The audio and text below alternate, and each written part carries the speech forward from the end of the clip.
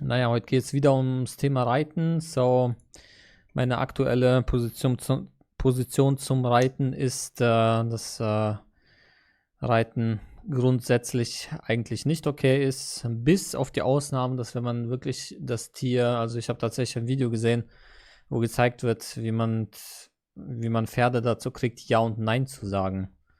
Also die tippen dann so mit der Schnauze halt auf den Sattel, wenn die es wollen. Wenn die es nicht wollen, tippen die nicht da drauf. Und ja, wenn das wirklich, ich denke nicht, dass Vegan Gains sich das ausgedacht hat, wenn wir auch noch granten, dass das irgendwie besser für ihre Muskulatur ist, der Wirbelsäulenschaden keine Auswirkungen auf die Gesundheit des Pferdes hat und dass die Pferde dann länger leben, dann unter diesen ganzen Cases vielleicht, ja, wäre ich okay vielleicht damit. So ganz sicher bin ich mir da immer noch nicht. Also ich finde es immer noch seltsam. Aber in 99% aller Fälle ist Reiten natürlich absoluter Käse, weil sich niemand an diese Grundsätze hält wahrscheinlich. Ganz zu schweigen von Reitsport oder sowas oder Pferderennen oder so. Dass das natürlich bestialische Ausbeutung ist, das so und so jedem klar. Anyway. So, genau. So, deswegen, und hier wird Vegan Gains wahrscheinlich wieder gepresst zu diesem Thema. Steht ja schon im Titel drin und auch Bivalves und sowas, also Muscheln. Darf man als Veganer Muscheln essen? So, ja, hört sich alles sehr interessant an. Von daher, Leute, gucken wir mal, wie das hier ausgehen wird. Ich bin sehr gespannt. Also die letzten Gespräche mit Vegan Gains waren echt super spannend. Der presst ihn nicht, ja, das ist schade. Yeah, so I'll just make sure your face is all good. Essentially, I brought this guy on yesterday, and he. Oh fuck! Sorry, hold on. Ist das Video extrem leise oder so? Still learning all the live streaming stuff, man. Yeah, he it was a bit of a fuck around, to be honest. Like, he was. If he's watching this, I'm just gonna have to offend you a little bit, man. But you're a smart dumb guy. You know what I mean, Richard? He's just like, they just have all they sound intellectual, but really he's just talking absolute crap the whole time, and it turned my brain to mush, to be honest. Like, I was just like, he kept going back on. Hallo, Zuckerinsel ist da. Guten Abend. Guten Abend in die Schweiz. His word, like, 1 minute he agrees with human rights, next minute he doesn't agree with human rights, and then the same thing with animal rights. Like, he wants a sanctuary in the future, but he doesn't care enough to be vegan. Like, alles klar, es ergibt sehr viel Sinn. Sehr kohärente Position hast du da. Hallo. Hallo. Ja, braucht das niemand, die Untertitel? Ich finde die mega irritierend einfach nur. he cares about the well-being of animals, but then he says taste justifies murder, and then I said, would you say the same for humans? Yeah, in some circumstances I would justify murdering humans for taste. So it's just like, okay, I didn't know where to go. Ja, okay, alles klar. Anyway, I got some critique from James Aspey this morning, and it was good. He just said, to be honest, man, you should have shamed him a lot more. You should describe what happened to these animals, and if someone says I don't care, well, shame them. And I did to a degree, but not really. I will take that on board. I do completely agree with that. But anyway, he brought up one ethical dilemma, where he he said, would you save? Who would you save if you had to pick either? Dichotomie-Frage, es geht um Hedonic Utility, let's go.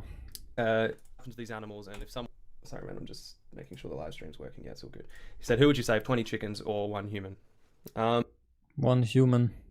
And normally I would say, look, I'm not worried about the ethical dilemma. I would just say both, because that's what you can. It's the vegan option. Wait, what? Come on, man. Ja, auch vielen Dank für das Sub von Moralos, der ist uns nicht da. But I went along with it. I wanted to actually decide on it. And my immediate thought, because I haven't thought about it deeply, and that's what I want to ask you about today, was, well, that's 20 rights violations over one human. Uh-huh. We're not getting into the specifics of who this human is, but we could just say it's a vegan. Because if it wasn't a vegan, well, then I would probably pick the 20 chickens straight up if they're going to a sanctuary. But yeah, I said 20 chickens. But then, Wirklich? Okay. and James said this morning, I was surprised by that. I don't know if that's the right answer or not. And I don't have an answer for that. So that's what I want to ask you today. How do you evaluate sentient life? And what would you have said in that situation? Wait, what the fuck? Also, das sind doch deine Präferenzen. Also, wieso würdest du das jemand anderen fragen, wie der das sieht? Also, seltsam. Yeah, there's no right or wrong answer. It's entirely really personal preference. Like you said, Ja. Vegan Gains redet mir nach. the answer would be, without clarification, would be depends on the human. Yeah. There are vegan. Ja, wir gehen davon aus, dass man nichts über den Human weiß, obviously. Wenn du mir sagst, es ist, wenn du da natürlich irgendwelche Entailments reinbaust oder irgendwelche, nicht Entailments, sondern halt das Hypo veränderst, indem du sagst, ja, diese Person, man ist Gott und wir gucken in ihn rein und wir wissen, er wird niemals vegan, wird es niemals überzeugen lassen, dann natürlich wähle ich die 20 Tiere lieber. Also, dass die leben sollen. The Duck King, hallo. That I absolutely can't fucking stand, who I'd definitely save a chicken. What's his fucking name? Like Grumpy Vegan or Cranky Vegan. Okay. I can't stand that cunt. So it really just depends on the human. Like if it was between 20 chickens and my wife, I'd probably choose my wife. Audio ist so fucked. Ich hoffe, der fixt das noch. If it's any random person, I don't generally like people all that much anyway, so I'd probably choose the 20 chickens.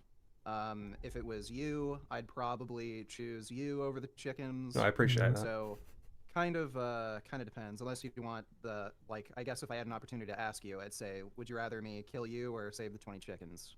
But and I'd respect your decision. Sure, yeah, okay. Yeah. So what you're saying is it's completely subjective in terms of what your biases are, who you prefer, like it's based on preference. Ich akzeptiere auch, dass er die Chicken nimmt. Ich akzeptiere das auch. Ich finde es nur weird, aber okay. Wenn er die Chicken über Menschenleben setzt, okay. Der mag Menschen wohl nicht so sehr. Ist ja kein Wunder. Is that what you're saying? Was? For like it's based on preference, is that what you're saying? Ja. Woran sonst? Yeah, it's entirely subjective, and it's entirely a personal preference. There's no. Ja, of course ist das subjective. Was denn sonst? Du wirst doch gefragt, wie du das valuest. Right or wrong. Yeah. Like a question like that, it doesn't really negate the idea of granting animals the same rights as a human being, because, like, again, if you have an option to save a bunch of people or like switch tracks, it's not really a rights issue. It's really just an issue of personal preference and what you value more. A Genau, was ist dir mehr wert? question of what you value more or what you value less. It's not really a question of rights. Sure. So regardless of what you answer, it's just a question of personal preference, not a question of whether or not animals should have the same rights as human beings. Okay. Is there a way of evaluating sentient life in general anyway? So like yeah, I mean, is that a thing? So is that something that we need to consider? Like how Genauso wie bei Menschen, wie man das bei Menschen herausfindet. do we evaluate in terms of the hierarchy of sentience, the total life expectancy of a chicken versus a human? Like is that even something we need to think about? Yeah, so you can evaluate this into your decision. So, if we're talking about like an 80-year-old man versus a 20-year-old man, who would you rather save? That could be, equated into your decision, because if you're 80, you could literally die at any moment of like a stroke. So versus the 20-year-old, they're probably going to live another 60 years at least. So on that basis, you could say, okay, well, I'd prefer to save the 20-year-old because chances are if I save him, that will generate more overall well-being in the world. You can make that same sort of like decision with the chickens.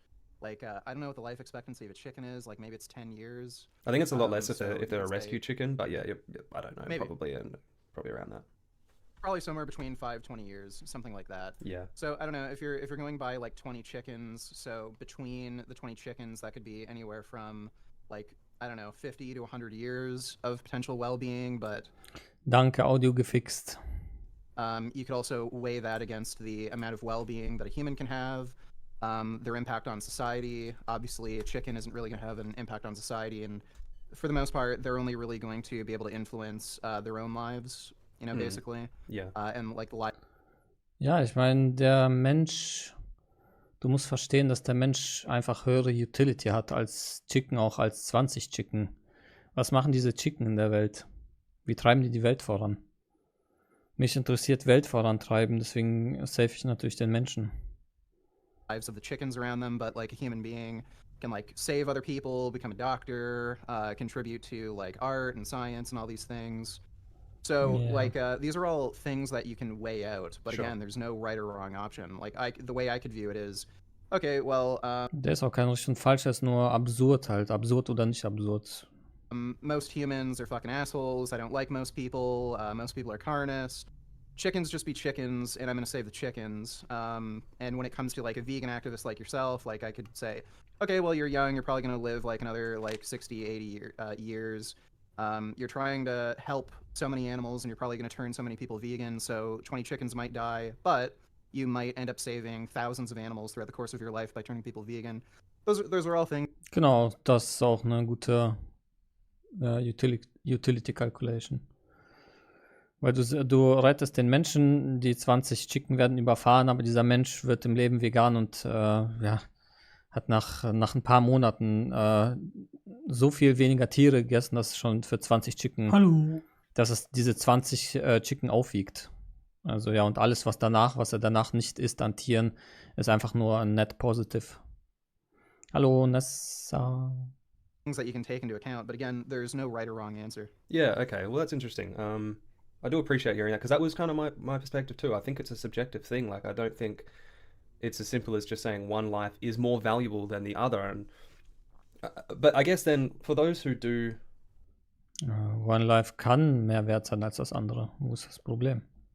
say that you have to, in these situations, the ethical thing to do would be to evaluate the depth of sentience, like the depth of their subjective experience, the length of their life, etc., Yeah. etc. For those who do say that, and I was thinking of this hypothetical. So let's say there's an alien species, right, that are more sentient than us. Okay, they come down, and then the ethical dilemma is between one of them and 5 of us. Hallo. For those who say you have to evaluate Hallo, vegane Fledermaus.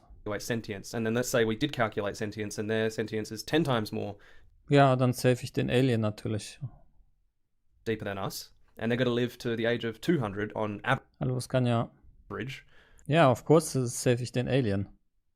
Well, then let's say in this calculation their sentience outweighs ours, so then these people would essentially say that you have to choose the one alien over 5 humans. Ja. Wait. 5 humans? Wait. Ich dachte, wir reden von einem Human. Wo kommen jetzt 5 her? Ja, just up the ante, huh? Yeah, you don't have to. Yeah, right. And Here's your the answer thing is you that don't. trips people up about these.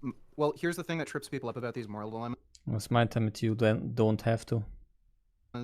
I think intuitively people think there is a right or wrong answer. We like the way we kind of conceptualize meaning. Things like morals, things like right and wrong. It's like this idea that's beyond us.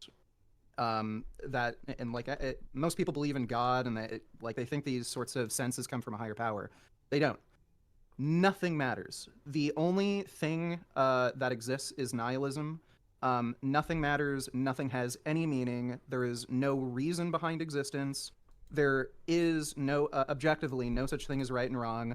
Nothing you do matters. You will just die and get eaten by worms, and the cycle of life continues. So whenever you think of these things, don't think of it as like, morals come from some higher power or it's beyond me. It's all in your mind. It is all existential. So when you're thinking about these things, like, okay, would I be okay with sacrificing 5 humans to save a super intelligent, super sentient alien that will live forever? There's no right or wrong answer. If you're going to make the claim that like sentience matters, life, how long you can live matters, like obviously you're gonna have a harder argument when it comes to justifying killing the alien versus saving like the 5 people. But if you have the personal preference to save the human beings just because I like them more, the aliens look funny, I don't understand them, it's not a wrong answer. It makes it harder to justify if you're claiming these are the things you value. Yeah. But there's no right or wrong answer. You can try to justify it whatever way you like. Again, I don't know, I like chickens more, I don't like people, people harm things, this and that. But there's no right or wrong answer. Ja, ich glaube, wir haben es alle verstanden. Der wiederholt sich die ganze Zeit mit diesem right or wrong, aber dass er nicht sagt, dass eine Position halt völlig absurd sein kann. Wir haben eine Dichotomie-Frage, wen rettest du? Entweder 1000 Menschen oder eine Mücke. Da sagt jemand die Mücke. Well, verstehst du, was Absurdität bedeutet? Especially in these situations. Like, this is such a... Sagen wir auch, die 1000 Menschen sind Veganer. Und da sagt die Mücke. I would say it would result in such an irrational choice. Sagen wir, man fragt auch einen Veganer. Und da sagt die Mücke. Often, like, yes, you could try to come up with some close to... well, this would be my next question. Is there an objective truth, though? I mean, I've watched a little bit of Sam Harris, and he says there are kind of like objective ethics. And from what I'm hearing from you is that you're saying it is... wrong about that. You think he's wrong about that? Okay. So... It's all existential nihilism. What is your reasoning for that, I guess? Moral values. The reason why morals aren't objective? Yeah. Yeah, so just think of the question. Objective means independent of a mind. So when you ask the question, is there such thing as objective morality? What you're asking is there such a thing as a moral principle that exists independent of any mind? How is that possible? A mind is like, is there such thing as beauty without a mind? Right? Is there such thing as happiness without a mind? Is there such thing as pain without a mind? Like, these are all values that are dependent on a mind. So you cannot have morality that exists outside a mind. A mind is what is generating these feelings of morality. Morality is nothing but a set of preferences, just like beauty. Okay. I think I understand your position. Maybe just for clarity, maybe you could explain Sam Harris's point of view to me, and then I can at least have both of those perspectives in my mind. So, Sam...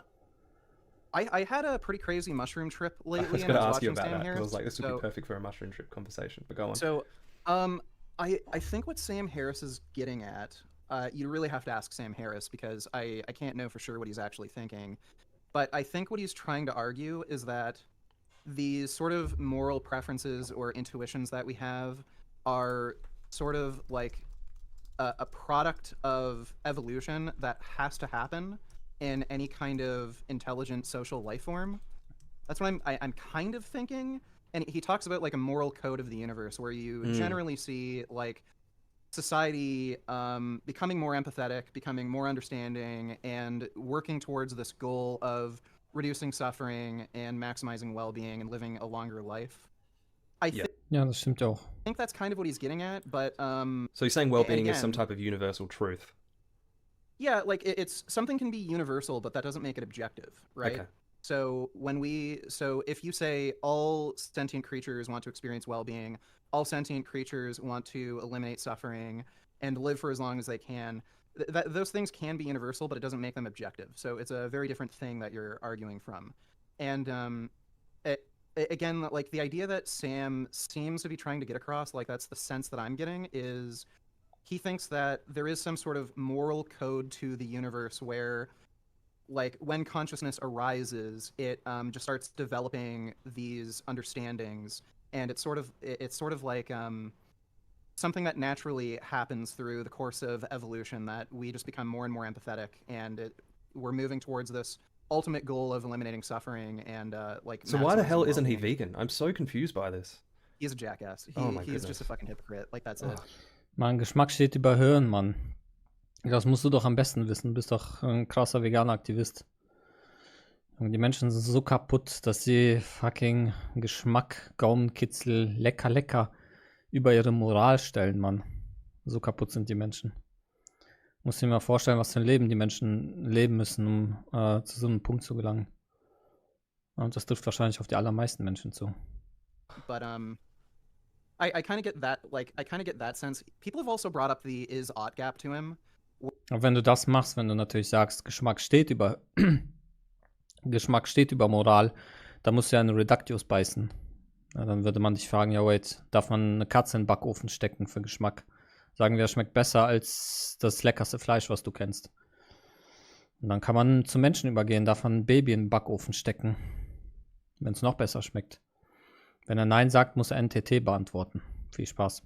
Where if you don't understand the is-ought gap, it's basically a form of non sequitur where you can't come to Naturalistischer Fehlschluss. a normative conclusion from a set of purely descriptive Ich habe ein ganzes Video drüber gemacht, wer die Fallacy nicht kennt. Nummer 1 Omni-Fallacy überhaupt. Vor allem hier, man soll Katzen nicht vegan ernähren. Nummer 1 fucking Fallacy. descriptive premises. So if you say something like P1, conscious beings avoid suffering. P2, conscious creatures try to maximize well-being. Therefore, well-being is good, suffering is bad. That's non sequitur. It doesn't make any sense. There was never any normative claim in the set of premises. Can you just It explain just to me doesn't non follow. sequitur? What does that mean? I haven't come across that. Folgt nicht heißt das. Non sequitur. Der weiß nicht, was ein Non sequitur ist, also ich bin ein bisschen enttäuscht. Du kennst, der kennt doch bestimmt Fallacies, oder? Well, Fallacies in Non sequitur ist ein anderes Wort für Non sequitur. It just means it doesn't follow. That's Oh, basically sure. what non Yeah. sequitur means. Du kannst irgendwas nehmen. Appeal to tradition fallacy. Aus Tradition folgt keine Richtigkeit. Deswegen ist es eine Fallacy, ein Non sequitur. Es folgt ja nicht. Und so gut wie alle Menschen argumentieren mit, ja, Tiere darf man aber essen, weil es halt Tradition ist, weil wir es schon immer gemacht haben. Ja, weil es schon Tradition ist, weil wir es schon immer gemacht haben, folgt keine Richtigkeit. Es kann richtig sein, aber es folgt nicht zwingend daraus. Ne, so, als Beispiel kann man sagen, well, darf man Sklaven halten? Oder Sklaven halten hält man schon immer. Sklaven halten war Tradition, wenn du sagst, nein. Darf man nicht, obwohl es Tradition ist. Wait, also kann Tradition keine Rechtfertigung sein. Aus Tradition folgt keine Richtigkeit. Ja, herzlich willkommen bei der Appeal to Tradition Fallacy. Also als veganer Aktivist nicht zu wissen, was ein Non sequitur ist schon okay. Vielleicht kennt er das Wort einfach nicht, aber der wird ja wohl wissen, was eine Fallacy ist, oder? Hoffe ich. I've got someone here in the comments saying morality is objective and it's based on the golden rule. I mean, you've probably already explained your position quite clearly, but what would you say to that? Yeah, so the golden rule, I'd say, is a good principle. Und ihr hört ja von mir auch immer zum Beispiel Reductios. Reductio ist das Gegenteil. Reductio besagt, es folgt. Deswegen kennt man zum Beispiel Suicid Reductio, wenn jemand mit Insekten ankommt. Well, es folgt daraus, dass man sich umbringen muss, daher ist es ja das Reductio. Und das Gegenteil davon ist Fallacy, Non sequitur. Principle. Also es gibt Non sequitur und es gibt sequitur. Treat others the way you treat yourself. I think that is Ja, diese goldene Regel, ja. Das Kants Imperativ. a good moral principle, but it's based on a set of subjective preferences. It's dependent So upon you might the have a mind. preference. Yeah, you'd have a preference for how you're treated, and you may have a preference for the way other people are treated. But it's again, this moral principle is created by your mind. How is that preference objective? Sure. If a mind did not exist, where is the golden rule? Okay. And just coming back to Sam Harris's point, I do remember him explaining one thing where it's like, in all cases, and I don't know how this relates to it being objective, but he has the analogy of like, no matter who it is, there is a level of suffering that is always going to be bad, and you can turn that up, like you can turn the dials up, and it's just an objective truth that well-being will decrease, and from there you can only gain well-being, and that's his explanation for objective. Yeah, so we could say pain exists. We can get into some like weird word games here because pain is a subjective experience. It's dependent on a mind, but it is true that minds exist. We can say at least our own mind exists. So within a mind. Wir können nur sagen, dass wir selbst existieren. Wir können nicht sagen, dass jemand anderes existiert. Nicht mal per Wissenschaft. It would be objectively true that a mind is experiencing Das Einzige, was man machen kann, ist approachen. something like pain.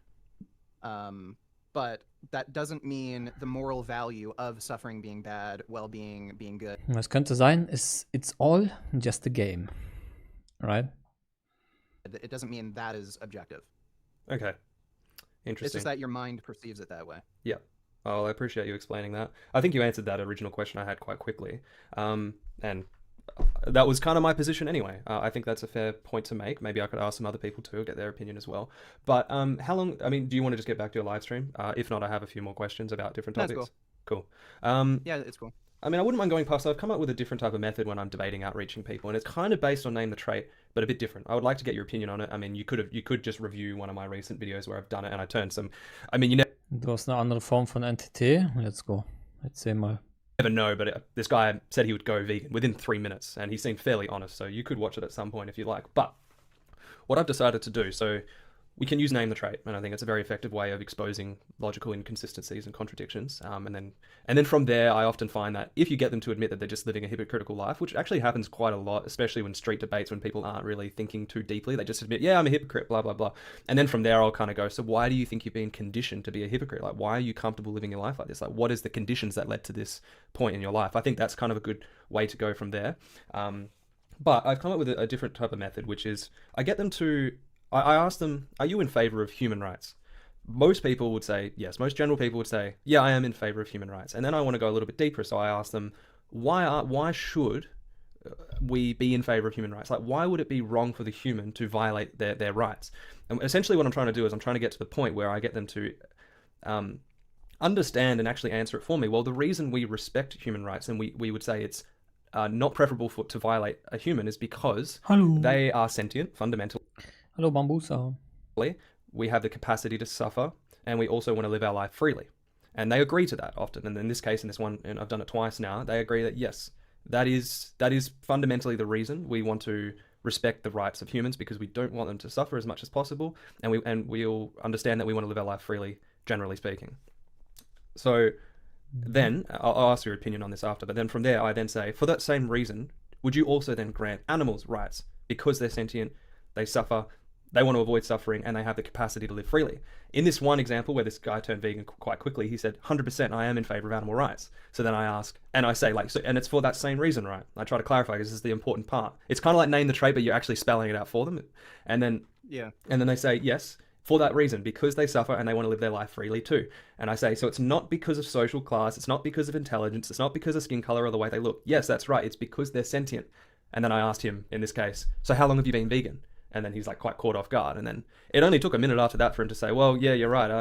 Maybe I will go vegan. It tastes good, but I don't think that's a justification. So it worked really well in that scenario.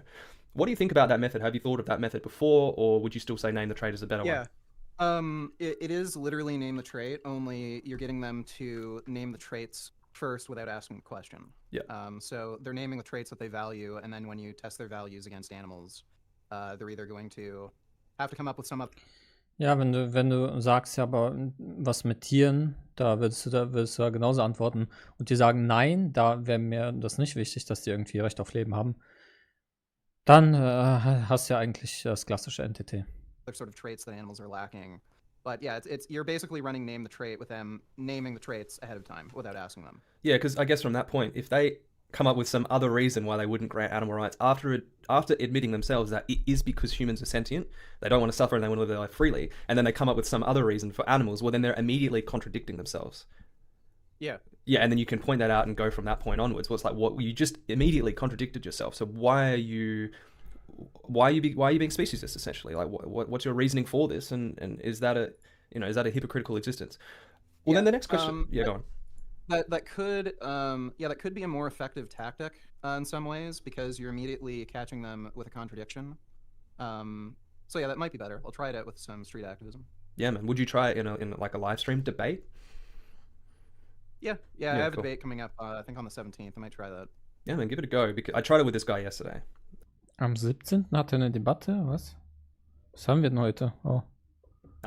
It would probably be interesting if you watched it first, but generally he just kind of like, he did agree to it.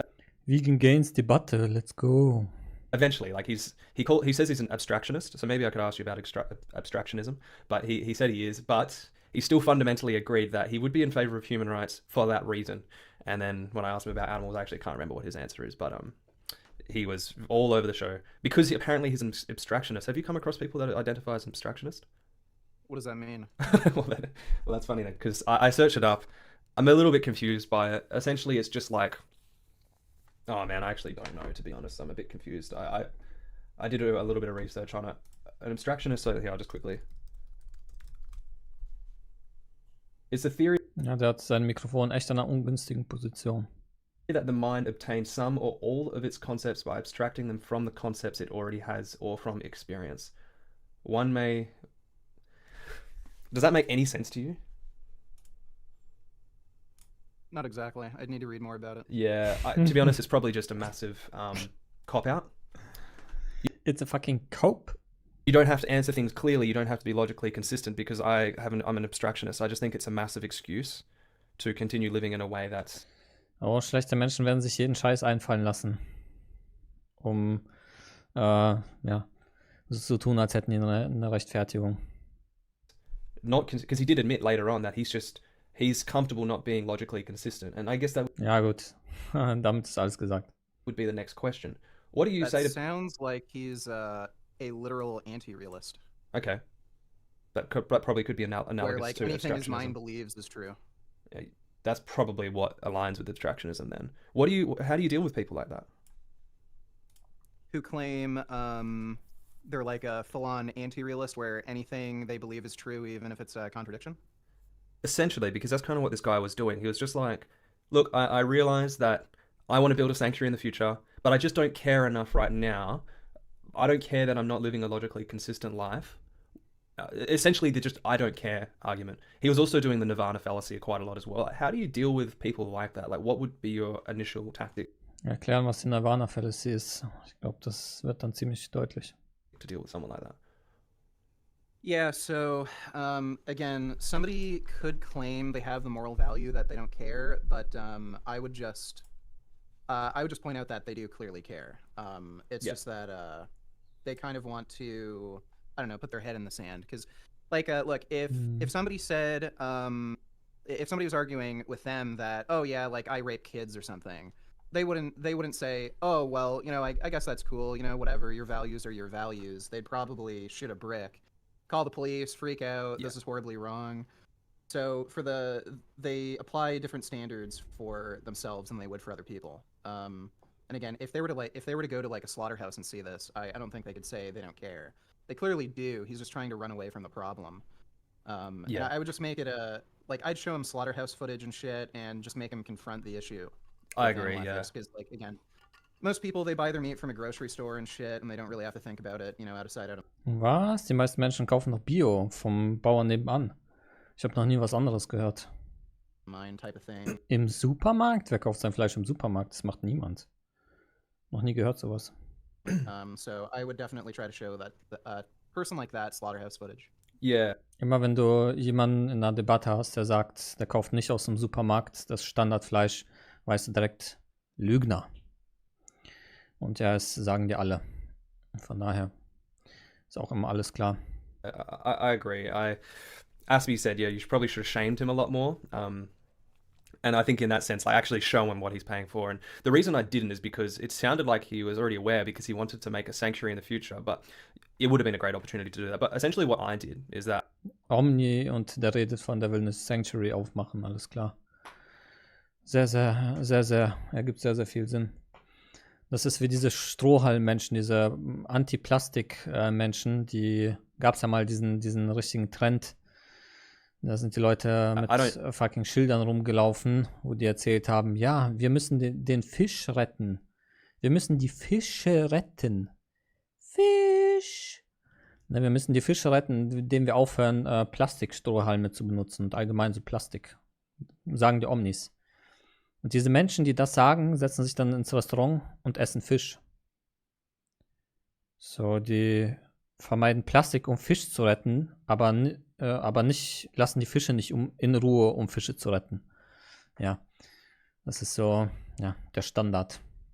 To make a sanctuary in the future, but it would have been a great opportunity to do that. But essentially what I did is that I think I kind of said that I just don't believe that you don't care. And ich glaube, ich habe ein richtig geiles Bild auf dem Server. Gesellschaft 5, 6, 7, irgend sowas. Ja, die ganzen Gesellschaftscommands bei mir sind absolut hammergeil. Ich glaube, der erste Befehl Gesellschaft 1 ist, oder nur Gesellschaft ist das mit den, dass man ins Gefängnis kommt für Haustier, Mord. Jemand hat eine Katze umgebracht. Serienmörder wird er genannt in den Medien überall. 5 Jahre Knast. Ja.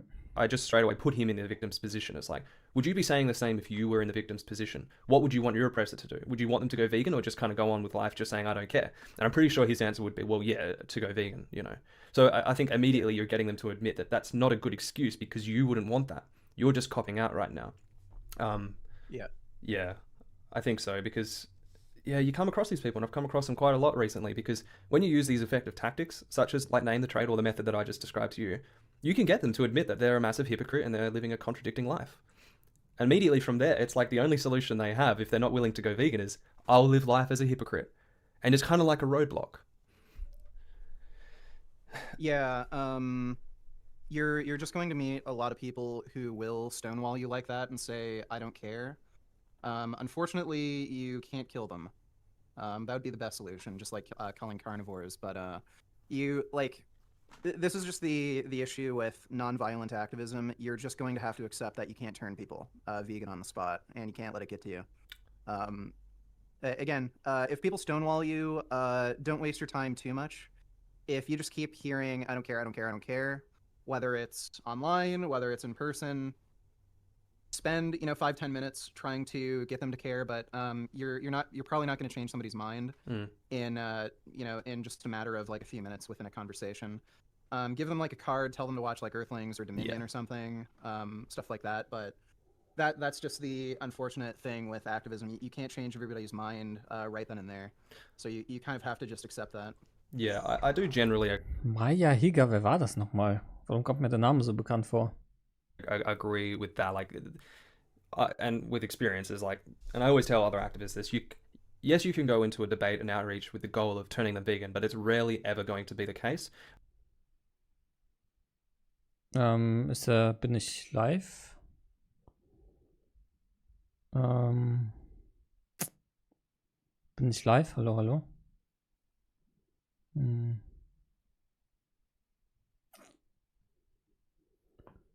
Oh.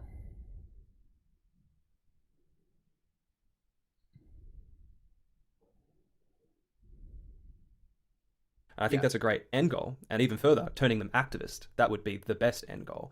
However, it's extremely unrealistic, and I think fundamentally what we need to do when we're going into these conversations is, there's the general phrase, planting a seed. Was ist da immer für Tabletten, ey? Das ist... Yes, educating them, providing them facts, whatnot, but agreeing that they are a hypocrite and the life they're living is a hypocritical and contradicting life, and that if they were in the victim's position, they would want their oppressor to go vegan as soon as possible. If they admit to that, that is a massive achievement, because this person was going to live their entire life, possibly, if not encountering another activist, that their life is completely fine and they're going to be comfortable doing what they do to animals. And if you could get them to agree to that, and that is actually fairly easy, and it's very realistic to get somebody to agree to that fact that they would want their oppressor to go vegan and that they're a hypocrite. I would say that's a major achievement. What do you think about that? Yeah, it's at least the first step towards turning them vegan. Absolutely. I think at the very least, if we could convince society that they're doing something wrong, that would be a massive, massive win if most people would admit and recognize that they're doing something wrong. Yeah, and going back on that case of like when they just act like, I just don't care, not an issue, blah, blah, blah. I do think, and I've seen Tash do this quite a lot, and I'm sure you probably have too, like she has this ability to just, like, the switch goes off, well, shame on you, animal abuse, and she'll start yelling. And I remember originally I used to always get really uncomfortable with that. But I don't know, I think that sometimes you will get to that point with certain people where you do have to publicly shame them. In the same sense, if someone was a human abuser, a dog abuser, like things that we generally accept as being horrible, horrible things, and they just say they don't care, I'm just going to keep doing it anyway, I think we have... Ja, Mann, wenn jemand irgendeiner Katze antut oder sowas, guck dir das mal an, so ein Twitch-Streamer, der seine Katze irgendwie nimmt und so nach hinten schmeißt. Junge, da brennt die Welt. Menschen sind solche Heuchler, Alter, das ist nicht auszuhalten. I think we have Die werden sich beschweren mit einer Hähnchenkeule im Mund. The privilege and the ability to do that. I think we should be doing that. What do you think about that? Like, should we, in these examples, like publicly shame them and actually raise our voice and say animal abuser with facts? Obviously, I don't know if we should just go straight out ad hominem. I think we can call them what they are. Yeah, shame is a very powerful tool, and if we collectively start calling these people out for being abusers, it'll make them a lot less comfortable to say these things and hopefully do these things too. Yeah, absolutely. Ja, finde ich auch gut. Yeah, man. Well, I think that definitely covers that aspect. Maybe I could move on to another thing, because I watched your debate with Rafaela. Interview. Well, not debate, interview. Yeah. Really enjoyed that. I thought it was awesome. I'm going to debate her though on Tuesday. Oh, perfect. Yeah. Cool. Well, you're probably going to debate her on the topic I'll probably ask you about. I'm not sure. She's awesome. I think she's great. We did some activism with her in Germany. she was actually inspired. She says 50% of her activism can be attributed to Tash, which is pretty fucking awesome. She's got so many views, like I think on YouTube 140 million plus views, like in such a short amount of time. Like, fucking hell, it's unreal. So we've been inspired by her in terms of like creating the type of content, and that's got to reach a lot of people. You discussed that, like creating viral content and how these shorts are, you can see them as little seeds, clicks, in terms of trying to convince somebody to go vegan. That's awesome. But one topic that came up was horse riding. And now I know I'll just ask people to go watch that interview and get your perspective on there, but maybe the people that are watching this aren't going to go watch that full thing and find it. So maybe you can just discuss your position on horse riding and whether it's ethical in which situations. And I just want to hear that. Here we go. Yeah, so animals need exercise. Ja, ich weiß wieder, wer das ist, ja. So that's why Wieder so eine typische Heuchlerin, ne, lebt ihr ganzes Twitch-Dasein, halt riesige Followerschaft und sowas und erzählt, wie sie Tiere rettet und zeigt und oh, dies, das und ja, ist nicht vegan. Ja, nicht mal vegetarisch, ja. Das ist das Übliche. you take your dogs on walks, you take them to a park, let them off a leash, let them run around. Horses also need exercise, and in the wild, they would normally travel many miles each day. They'd also have to run away from predators, and especially males, they'll like fight each other for, you know, like dominance, resources, stuff like that, access to mates. So they get a lot more physical Genau wie Männer, lol. activity than they would in captivity. So you normally have horses, I don't know, on like a square mile or so of like paddock space that's fenced in. They don't have many opportunities for vigorous exercise, and they're kind of naturally lazy animals. They'll just eat grass all day. Sometimes you'll see them run around and play with each other a bit, but they're not like dogs where they'll just go at it for 20 minutes, rest, go at it for another 20 minutes, rest, go at it just all day long. So in order to get them to do vigorous exercise, riding is pretty much one of the only ways that you can, you know, one of the only practical ways you can get them to really run and get very heavy, like strenuous exercise. There are like people have sent me videos of like a girl on rollerblades riding down a road, running her horse. Again, you're not really going to have many opportunities to do that, and you also have to have a well-trained horse that isn't going to just spook, run off, you know, crap like that. Somebody on Instagram told me that there is a way of doing jump training with horses where you ride them around on a leash. Again, I don't know how practical that is with every horse and every type of person, but just normal casual riding where you get them to go into a trot, have weight bearing down on them. It's good vigorous exercise, and if you can do it in a way where you give the horse consent to be ridden, there is consent training. Horses are extremely intelligent. Ja, wusste ich nicht, dass sowas wirklich gibt wie Consent Training. Habe ich echt mal gesehen. Ist echt krass. Animals. I would say they're, at least in some ways, more intelligent than dogs. They can give consent. And if you don't use pain compliance devices like bits, props, whips, spurs, it's a win-win. So they're doing something that they actually want to do. They get to have fun. They get vigorous exercise. That's good for them, so they'll live longer, prevents obesity. So in those circumstances, riding can be a good thing. Okay, so just to clarify what you've said, you're saying that generally most horses, domesticated horses, adopted horses preferably, obviously, like I'm sure you're still in the position that they shouldn't be forcibly bred into existence for the same reasons. Yeah, they shouldn't be bred. Yeah, they shouldn't be there. Shouldn't breed horses. Yeah. So you would, yeah, okay. But in the... Ja, das ist auch wichtig, ne? Also wenn man schon merkt, dass man eingreifen muss in das Leben dieser Tiere, dann läuft da so und so schon per se irgendwas falsch. Cases that they are, you're saying that... Also man sollte die auf keinen Fall weiter fortpflanzen lassen, damit die halt nur leben können, so gesagt, mit Menschen. Generally, as they become an adult, now, but maybe I'll clarify everything first, but then I will talk about what I sent you on Instagram as well, and we can talk about that. But generally, as an adult horse, they're going to be fairly lazy, but they need the exercise for overall well-being, to like improve their well-being, strengthen their bones, and keep their muscle Gesundheit, würde ich sagen. tissue, obviously, very active and strong. And because they're lazy, they're not going to do that naturally, what you're saying. They're not going to just run around and do what they need to do to be healthy enough, fit enough. Okay. So in that case, you would say that we should do... that it would be the right thing to train them to give consent first, ideally, to then ride them in a way that doesn't use any type of pain compliance, to then overall give them the fitness. So that would be the ethical horse riding you're talking about. Is there anything you would add to clarify that? Yeah, they also have to be old enough to be ridden. So if you ride them when they're like 4 or 5 years old, their spine hasn't developed yet, and they're just not large enough. So if you ride them when they're too young, it can give them really serious spinal deformities. But I think once they're 8 years old, around there, that's when they can be ridden safely. Okay. So, okay, a few questions to try to push back on this. And look, I've never really had a formulated answer to this, if there would ever be a form of ethical horse riding. Because generally, I would say what the position of most vegans would be, animal rights activists, is just that, first of all, you can't get consent. So I can question you on the whole consent training. First of all, you can't get consent, and therefore it would be unethical for that reason, because you don't know whether they actually want you on their back. Secondly, you have to, people would make the argument that you have to break them in order to actually get them to want you on their back. So how would the breaking in process come into this, like breaking their spirit? Yeah, you don't have to break them in. When you're capturing like wild horses, yeah, you would. Domesticated horses, no. So you're saying that domesticated horses don't have to be broken in any circumstance?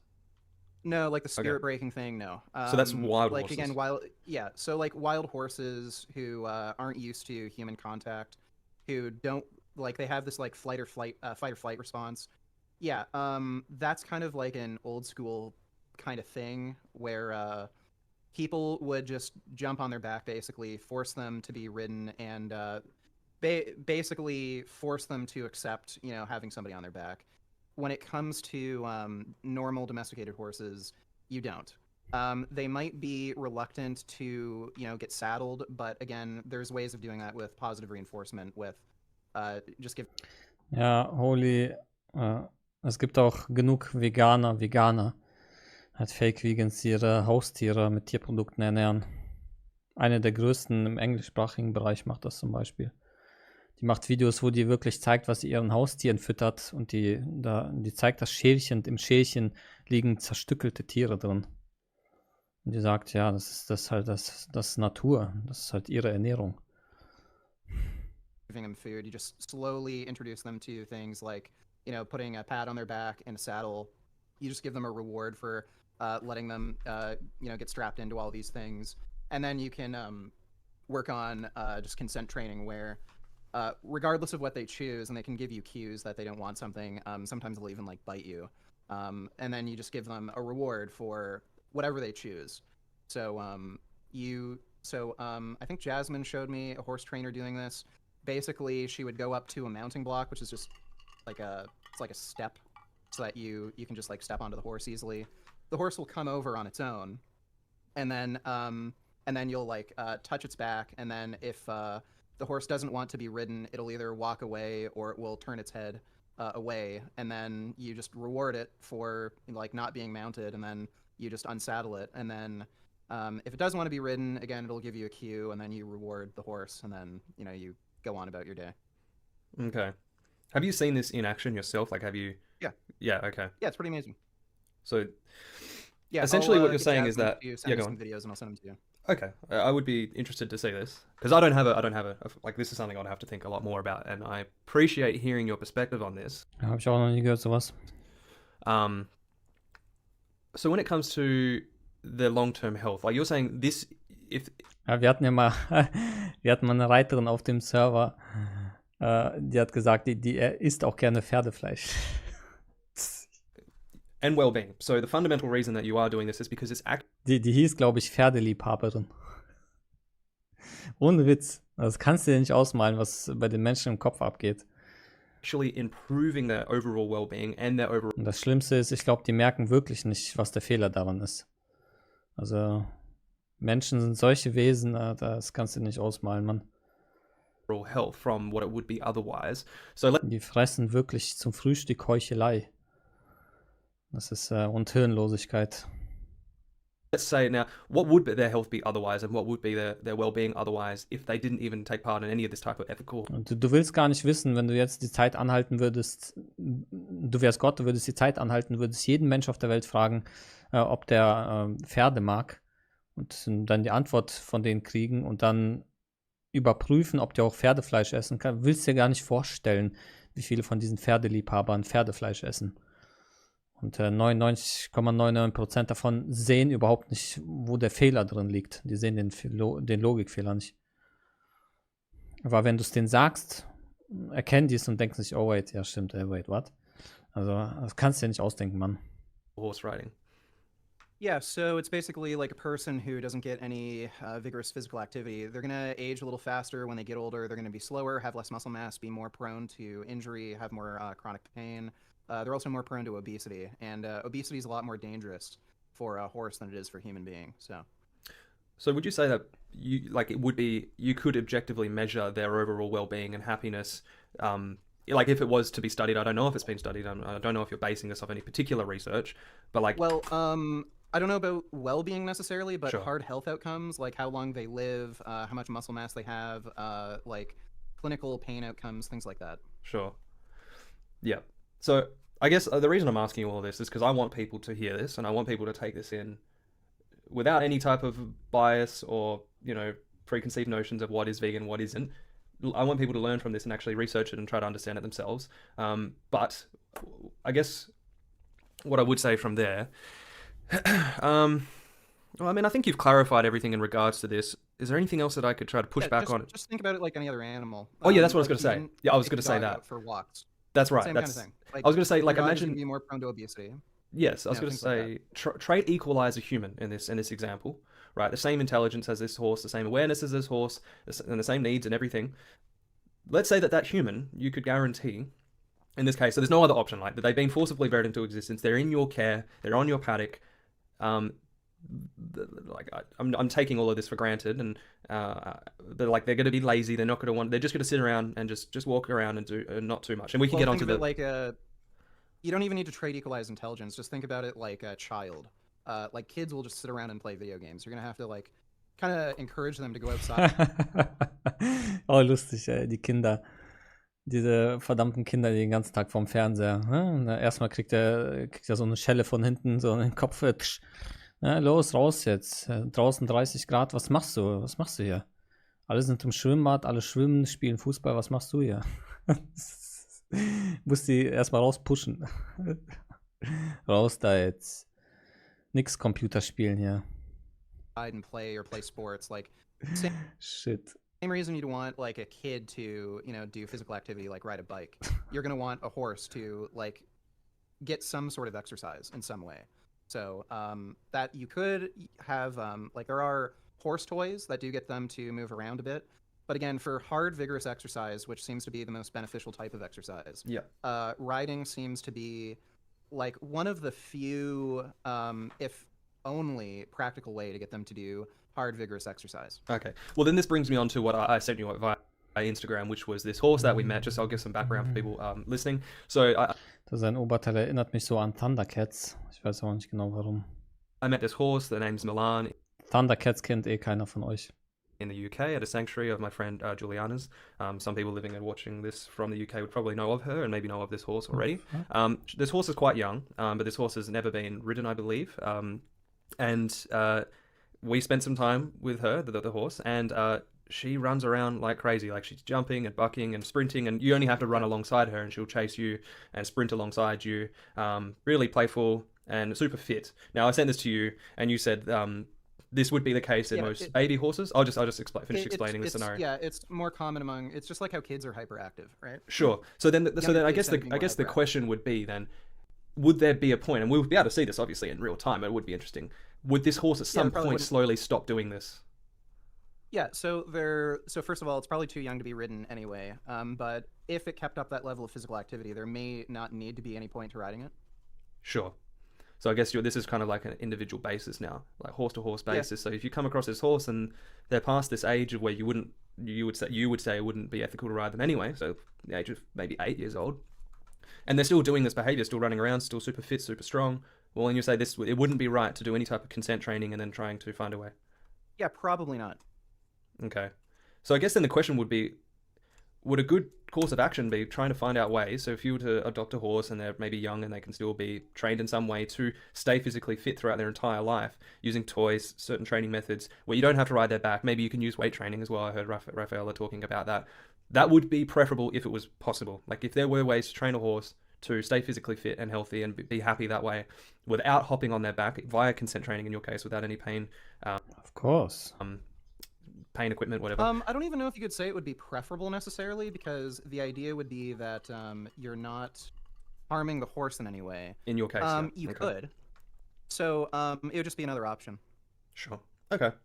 All right. Well, I think that covers a lot of what you discussed, and it kind of fleshes it out a little bit more. And I want people to hear that, and because this is, and this is one of the things within the vegan community where we can become sometimes quite dogmatic on something. And I'm not saying that I've formed an opinion on this, but it is so important to stay open to concepts and not become extremely dogmatic, because it's not always black and white. And you're actually coming at this from the perspective of the rights of that animal and the well-being of that animal, and you're trying to think about what would actually be best in this circumstance from a vegan perspective. So take this on board, and if anyone has any questions in the comment section, I will ask you, but if not, I will probably move on to just another topic. So the other question I have was actually in regard to, this has come up quite a bit, like I know, so this is to do with the culling the carnivorous animals kind of thing, but when it comes to like your broad statement that killing spiders is always going to be the best solution, even Lol. if they're in your house. Also über diese Spinnen töten hatte ich heute ein stundenlanges Gespräch im Voice auf dem Discord. Hat wahrscheinlich keiner von euch mitbekommen. Like, what is the justification in this particular scenario with spiders? Because maybe the Justification, also kannst du ein Argument ausformulieren, warum man das nicht machen sollte? argument could be made that if you make a blanket statement that just kill any spider you see, because generally that would be the better, more ethical solution in terms of the amount. Das Lustige ist, dass die Spinnen, die man tötet, die tötet man ja bei sich zu Hause, also begehen die Spinnen sogar Rechtsverletzungen. Also die verletzen Property Rights. Animals they're going to violate in their life. Ach, du warst das auf Discord? Okay, das ist funny. Ja, erst das Spinnenthema nochmal. How can we know for sure and make such a statement without knowing the effect that this could actually have on the ecosystem, that this could actually lead to more rights violations if we make such a broad blanket statement? Yeah, so spiders do kill mosquitoes, and mosquitoes are horrible for humans. They kill more humans than literally any other animal, but I don't live in a... I don't know how many people have mosquitoes just all over their home. Yeah, they fucked you. Like again, if you're killing spiders in your home, you're probably just preventing a few, harmless houseflies from getting killed. I don't think I'd advocate for people going outside and just smushing any spiders they see. But yeah, when they're in your home, I don't see the ethical issue. So, okay, so Genau, du musst sagen, was das Problem darin ist. Und dann presst man dich darauf. you wouldn't make the statement that that people should just, like go out and kill any spider they see for that reason. You're not confident in that, Yeah. that would result in less violations of animal rights. Okay. But in a house, you're still holding a position that you should just kill that spider if you know they're a carnivorous spider, because I'm not sure, maybe I think there are some type of fruit spiders. Yeah, or I whatever. mean, I don't see them. I don't see a spider in your house doing anything but just maybe killing a few fruit flies or something. Interesting. I mean, like, because people will probably push back on this and just say, and I know we discussed this in our previous interview, that we should still respect these rights of these animals and do what we can to... Well, okay, here's a question, because you said you wouldn't be, at this point, maybe in favor of going outside your home to just squish any spider, because they might actually be controlling other harmful animals, Yeah, they could be killing other insects that are violating. Okay, so in rights that of other case, would animals you not or then rights say of that humans. putting the spider outside... Ja, es ist eigentlich sinnvoller, ja, die draußen zum Beispiel nicht zu töten, weil auch drin eigentlich nicht zu töten, damit die zum Beispiel Mücken und sowas fressen.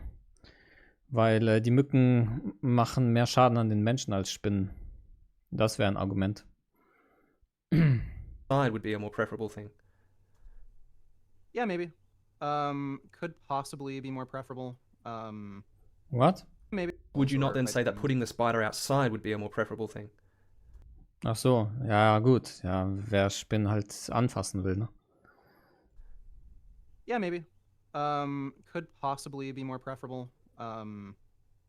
Das hört sich aber schon irgendwie so ein bisschen an in Richtung SlaveCon.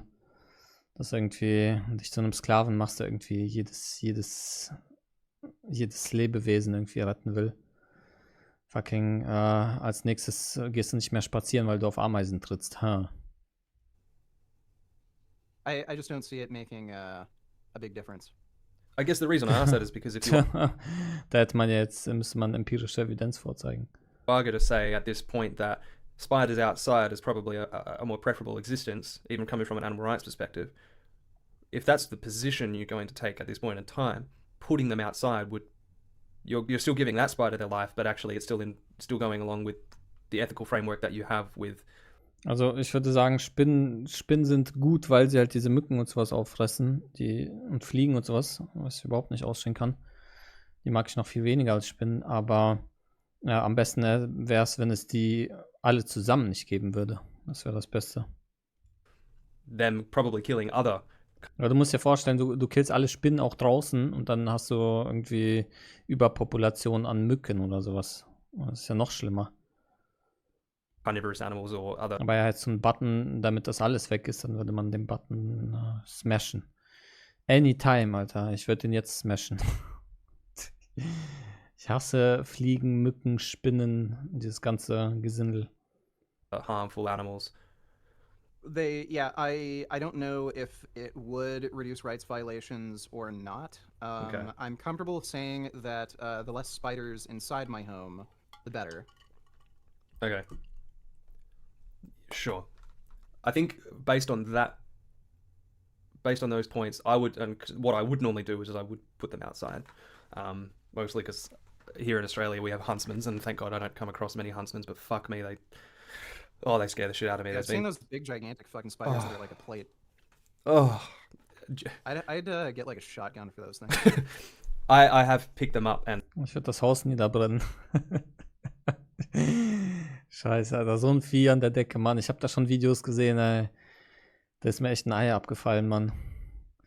Wieder so ein riesen fucking Vieh an der Wand oben sitzt und dann geht der Typ da dran mit so einem Tortenaufsatz, weißt du, dass man auf so Tortenblech drauf tut, halt dieses Plastikding, was man oben drauf tut, damit die Torte länger hält, mit so einem Ding irgendwie das einzufangen und dann das Tier, das hat ja Haare drauf, ne, und das spürt, wie etwas auf ihn zukommt, ne, weil die Hitze zurückstrahlt. Der merkt, dass er langsam damit dran geht. Ja, und was passiert? Die Spinne zieht sich so ein bisschen zusammen und dann springt die weg. Das ist so ein fucking Vieh. Und dann weiß keiner, wo es hingesprungen ist. Der Kameramann hat zusammengezuckt und hat nicht gesehen, wo das hingesprungen ist. Und dann der Typ natürlich ist runtergefallen von seiner Treppe da und weiß nicht, wo das hingesprungen ist. Alter, ja, Haus niederbrennen. Keine andere Möglichkeit, Mann. Guckst du irgendwie unter die Decke, auf einmal springt dich da so ein riesen Huntsman an. GG no re, Alter. Leben keinen Sinn mehr. And we put them in like trays and put them outside and stuff like that. But oh man, they do creep me out a lot. And I think I probably Spinnen so und sowas von abartig, Mann.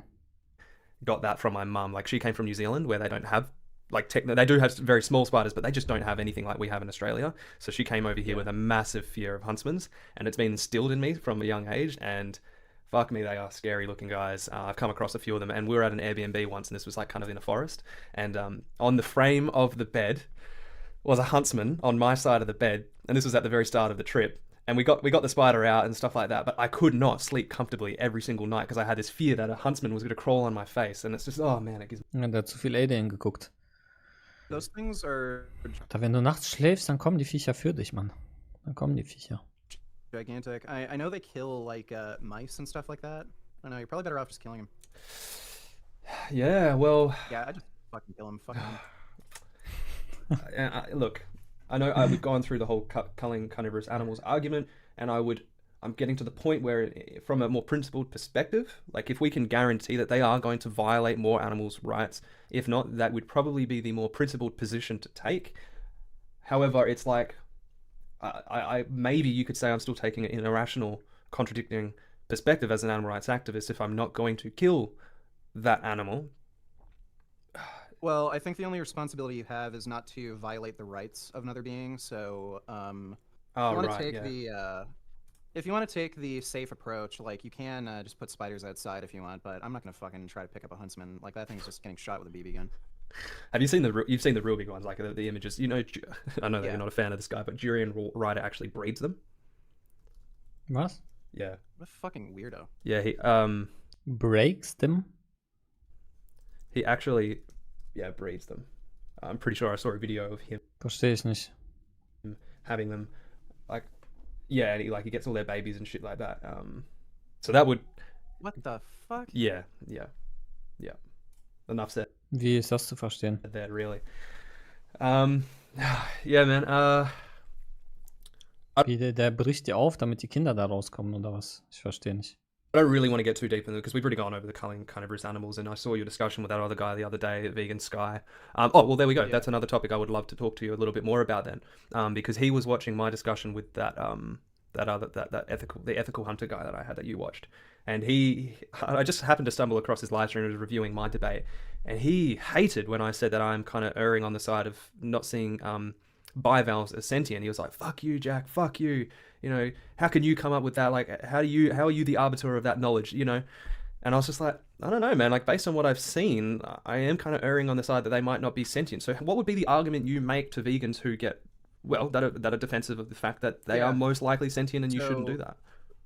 They don't have a brain. They don't have a nervous system. There's no type of structure or structures they have where you could say a consciousness exists. They just have nerve ganglia, and that's it. So in all likelihood, they're not sentient. I would say that with a very, very high degree of confidence.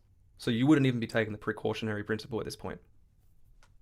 No. Again, it's basically, if you're going to say bivalves are sentient, you're going to have to come up with like some sort of argument for why if you were to like chop off your finger itself would be sentient.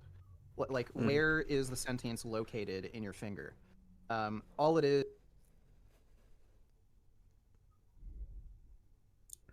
Und weg. Someone's saying that lobsters only have nerve ganglia too. Vegan Gains ist weg. Merkt ihr das nicht? Oh, wir hören den nur nicht, lol. Was ist das für ein Fail? Yeah. What the fuck? Frozen to me, yeah. But on the want to name your audio? HDB Das ist unlucky. Armstrong? Yeah, at some point after this. Ja, es hat keiner gehört, was er geantwortet hat. Oh Mann. If you don't mind. Yeah, no problem. Alright. Okay, I think this should be fixed for everybody. Thank God. Wenigstens kommen wir jetzt durch das Video durch, lol. It was weird. You just froze on my live streaming. So there was something wrong with my actual OBS. Don't know what that was. But yeah. Okay, so yeah, in the case of lobsters, so yeah, nerve ganglia, and people just let me know if this is all good now. But yeah, so they have the nerve ganglia, it's much more, and it's more centered around the brain. But man, if you look at the behavior of lobsters as well, like I've seen footage of them being, boiled and stuff like that. And it's well, they seem to be like they exhibit much more awareness of their surroundings, and they seem to have like reasoning capability. So again, more signs that they're sentient. They don't have a brain technically, but they do have a very large cluster of nerve ganglia. They have several clusters around each of their limbs. But even though they don't have a brain, it does seem that they are likely sentient. So much higher plausibility than a bivalve. But when you do look at bivalve behavior, some of it seems very complex too. And if we're going to say that for lobsters, could we not have some type of precaution for the bivalves who exhibit some quite complex behavior?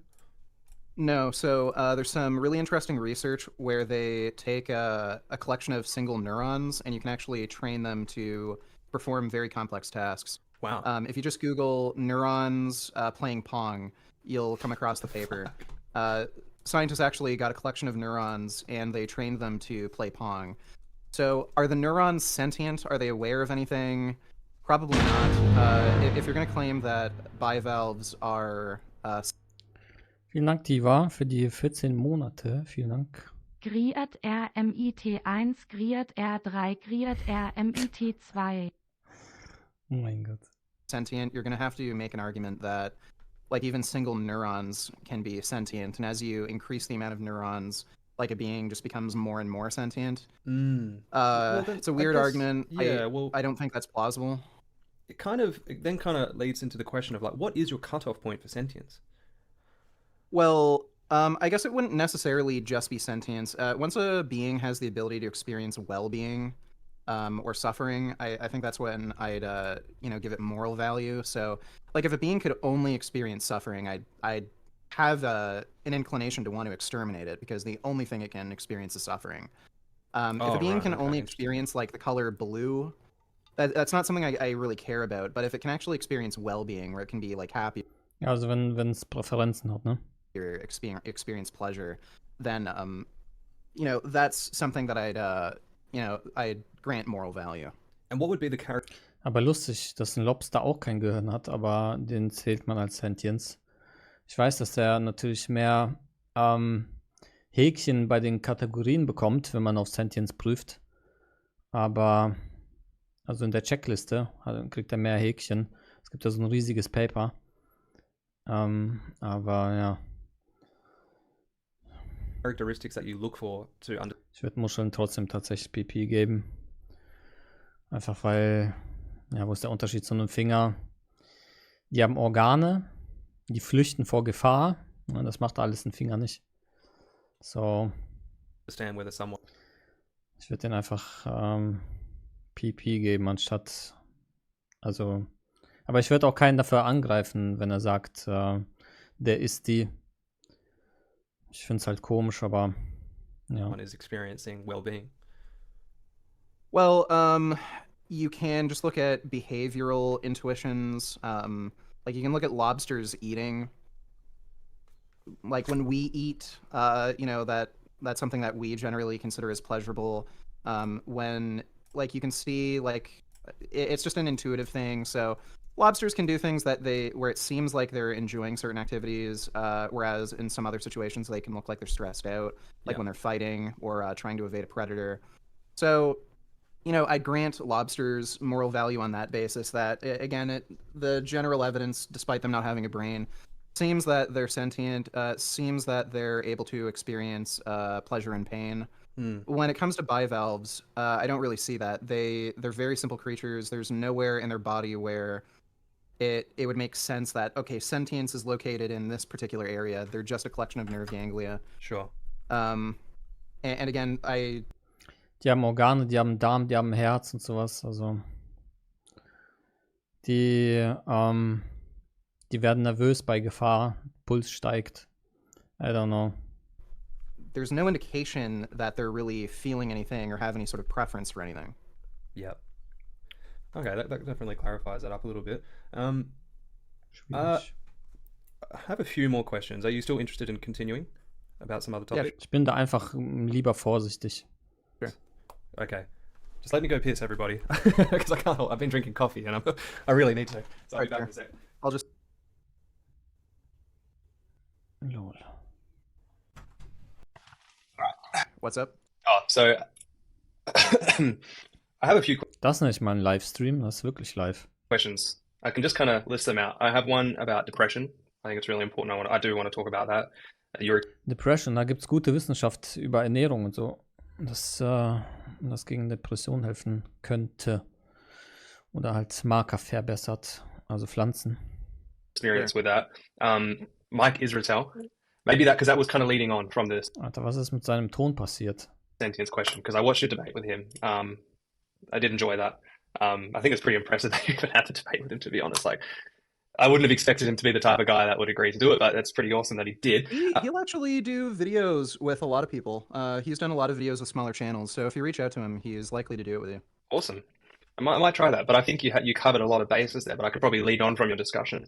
I haven't watched it in a while, but I think the main catch point in that discussion was kind of like his hierarchy of sentience and him having this particular cutoff point. That was kind of like he said, certain animals, I just don't think it's worth it enough to not kill them. Am I right in saying that? Is that kind of like what his argument was? Like, maybe you could kind of summarize what his reasoning is to not be in favor of. Ja, ich kann mich ja gar nicht daran erinnern, dass er gegen Israel debated hat. Ich weiß, dass Avi gegen den debated hat, also gegen Israel, aber nicht Vegan Gains. Muss ich nochmal nachgucken. Veganism and going vegan himself. It's been a while since I had that debate, so I don't know if my memory is Ach so, das ist schon ewig her, okay. totally clear, but like the whole debate was really just spending like a good 2 hours to just get him to bite the bullet on killing mentally disabled people. That was really Ach ja, jetzt erinnere ich mich, ja. Ja, dass er okay wäre mit geistig behinderten Farmen. Ja, da war doch irgendwas. it. He just reluctantly Und er hat dann gewieselt bis zum Sankt Nimmerleinstag, weil er natürlich diese Position nicht halten will. Und dann fangen die Nicht-Veganer halt an zu weaseln, ne? Sich zu winden wie ein Wurm. Weil er halt kein Bock, intellektuell ehrlich zu sein und ein guter Mensch zu sein. agreed that, yeah, I'd kill mentally disabled people and turn them into burgers. Ja, So, herzlichen Glückwunsch für die Position. yes, as far as I understand, like that's basically his position, that there's a level of sentience and intelligence where he's okay with raising, you know, severely mentally disabled people, and then killing and eating them. Oh, ja. Yeah, right. Also ist er gegen Menschenrechte. Okay. Because he had the perspective that there is a certain level of sentience where he would say it's okay to Yeah, kill and that eat he's them. comfortable with it. Yeah. And what would be, I can't remember your exact rebuttal to that, but like, what is your rebuttal to that, to someone saying that I think there is a certain level of sentience? And it's kind of going on the whole lobster question, like, do they have enough well-being? So it's like, are they experiencing enough well-being that we should grant them their right to life? What is somebody like him saying that for fish and chicken, he doesn't think that that's... Genau, die Behinderten haben dann ja das Level von Tieren, ne? Die haben ja nicht, was meint er? Also, die haben ja die Sentience von Tieren. Du kannst ja nicht weiter zurückgehen. Das kannst du ja nicht rausnehmen, das haben ja die Tiere. Du kannst ja nichts rausnehmen, was beim Tier vorhanden ist. morally valuable enough. So, like again, if somebody has the position that they're okay with, I don't know, killing lobsters or killing chickens or killing chimpanzees, like somebody might have their own personal cutoff. And again, there's no right or wrong answers when it comes to morality. I'm a moral anti-realist. Like morality is subjective, so you can have that take. And if somebody's going to be perfectly morally consistent, and he bit the bullet and said, yeah, I'd be fine with killing like a human being that had that same level of intelligence or sentience. That's really the end of the discussion. So essentially what you're I trying don't to know do there is beyond- get him to have a position that the general population would see as disgusting. Yeah, like, yeah, that kind of is and isn't what you're trying to do. Like, I think the goal in any vegan debate is to test logical consistency, at least when you run name the trait, and show you either have to agree that it's wrong, or if you bite the bullet, you're okay with taking away human rights. And some people will bite the bullet and agree with taking away human rights. Yeah. But I think most people are going to find that to be morally objectionable. Some people aren't. And if somebody isn't going to agree to some sort of fundamental value about human rights, where, okay, if you're like mentally retarded to the point where your mind is comparable to like a chicken or a cow or a lobster or wherever you put the cutoff, then some people are going to think that's morally objectionable. Some people aren't. But like again, if you're going to deny human rights on that sort of basis, then there's not really anywhere else you have to go to argue. Genau, danach ist Ende. Geht's ja nicht mehr weiter. Yes. Okay. So maybe you could just... Und du hast ja das extracted, was du haben wolltest. Und du hast ihn dazu bekommen, dass er sagt, ja, man darf Menschen farmen. Ja, geistig behinderte Menschen farmen, das ist seine Position. Das sehen dann alle und hören dann alle und das ist das Ende. Danach geht es ja nicht mehr weiter. Was willst du dann, wenn er schon gegen Menschenrechte ist? What's the point? just kind of summarize then, and what is the main goal when you're going into a debate? What is your end goal in that debate, if you have one? Aber man muss verstehen, was das Entailment davon ist, das echte Entailment.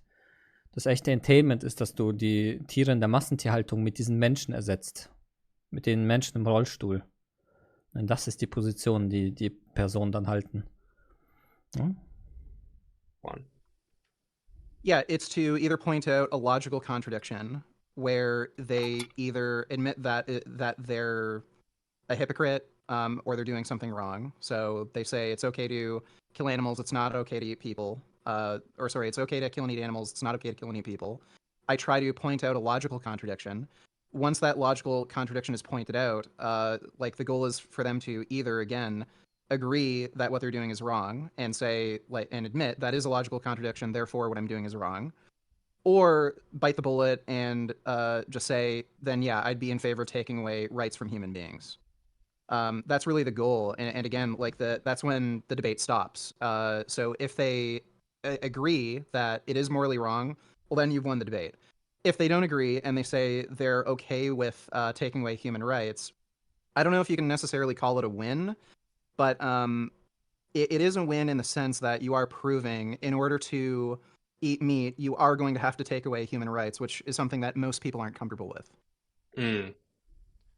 Yeah, so in the conversation I had yesterday, the debate, he essentially he ended up saying, because he was all over the place, which was really frustrating. And maybe if you do want to watch it or not, it's up to you. It's an hour and a half.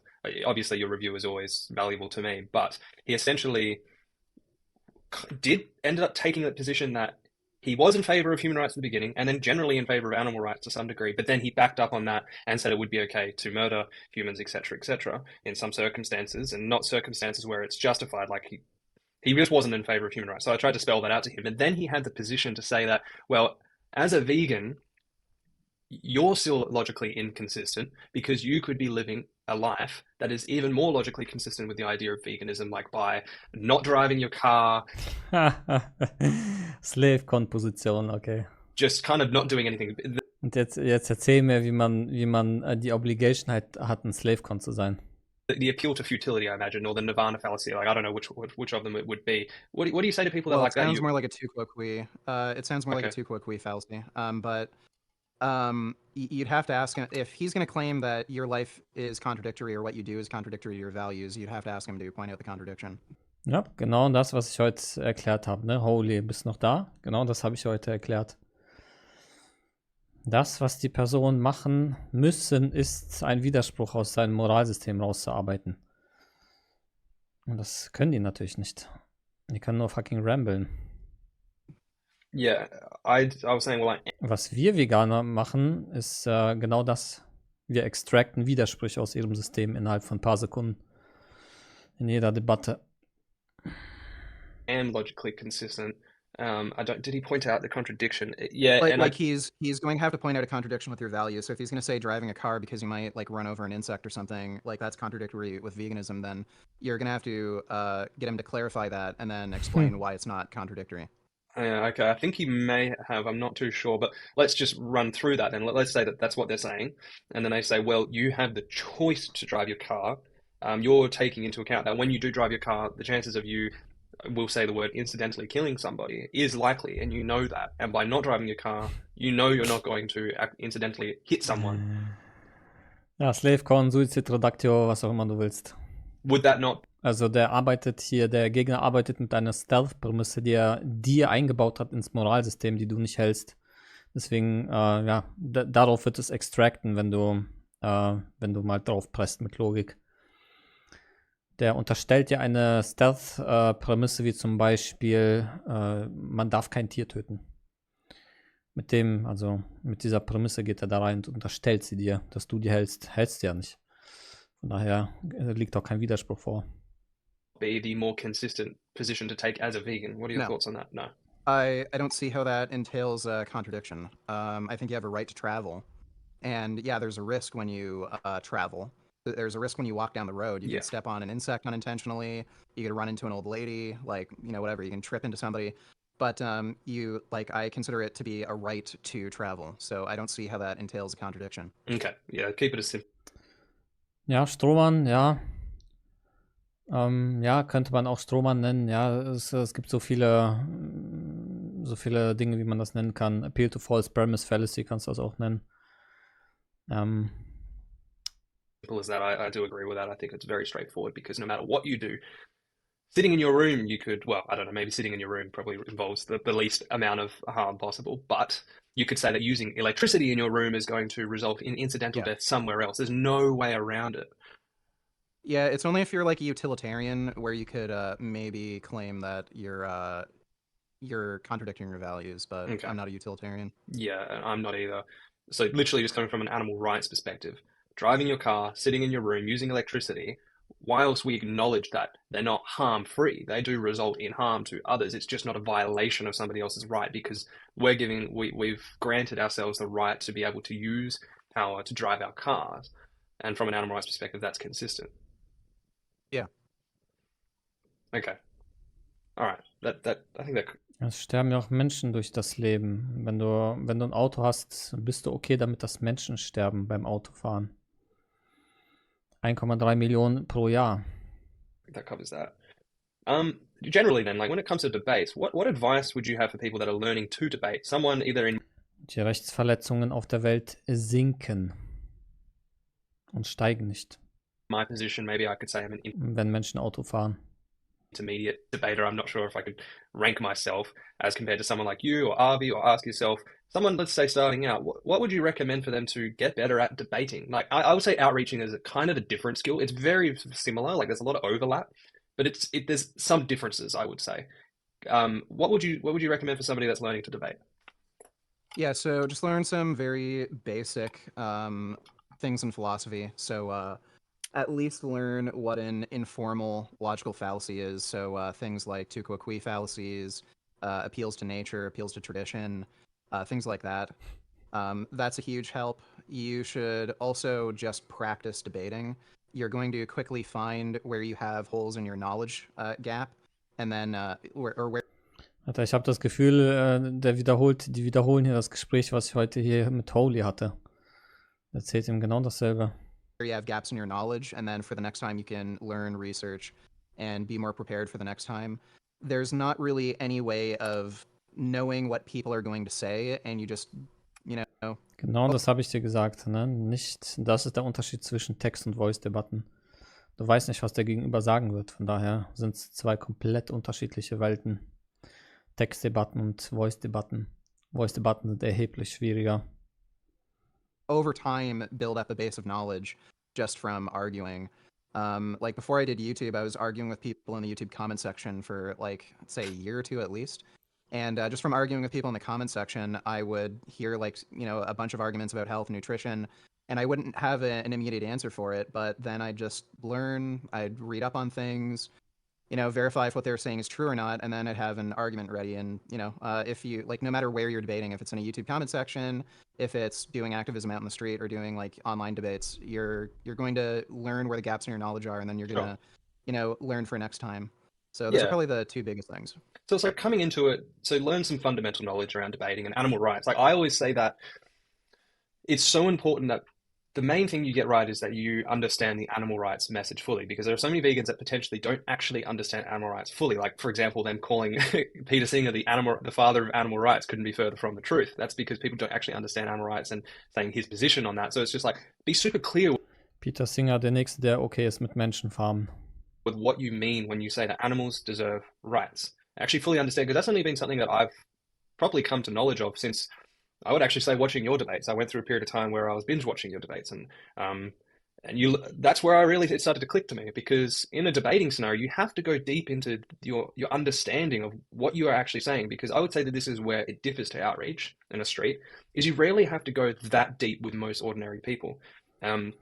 And that's why outreach is a really good starting place, I would say, because it's a great place to learn. Sometimes you might not be filming yourself. Ideally, you do film yourself, because that's how we actually learn a lot quicker. But then what you would say after that, so I would say, yes, understand the core message, but then practice. Like, practicing is so important. You have to do it. You can't just watch other people, because I watched a lot of yours. I've watched a lot. Ja, das sage ich auch immer, ganz, ganz wichtig. Du kannst dir Debatten anhören, so viel du willst. Du kannst dir alle meine Debatten, die ich hier gehalten habe, anhören. Dann wirst du in eine Debatte gehen und wirst ablosen. Ob du es glaubst oder nicht, hatten wir alles schon. Habe ich alles schon erlebt. Glaubt mir, wenn ich euch das sage. Also, du brauchst Übung. Übung macht den Meister. In Textdebatten debattiert ein Jahr lang, dann zugehört ein Jahr lang und dann gedacht, ja, jetzt kann ich's. Ja, und dann sich auf die Stage gestellt und ja, kommt mal Omnis, ich farm euch da mal weg. Ja, und dann ist er in fürchterliche Probleme geraten. A lot of debates before I was an activist. And you think it should be pretty straightforward watching other people do it, but then the moment you put yourself in that situation... Haha, hier erklärt das, geil. Das ist so geil, ich sag's euch, das ist wirklich so. And you think it should be pretty straightforward watching other people do it, but then the moment you put yourself in that situation, you learn your weak points. You do. And that's why I would say filming yourself, or even just recording audio if that's what you want to do. If you can't get somebody to film you or set your tripod. Verlierdebatten meinetwegen, Verlierdebatten, das ist kein Problem. Hauptsache, du lernst aus deinen Fehlern und wirst besser. Das ist genau, wie man besser wird.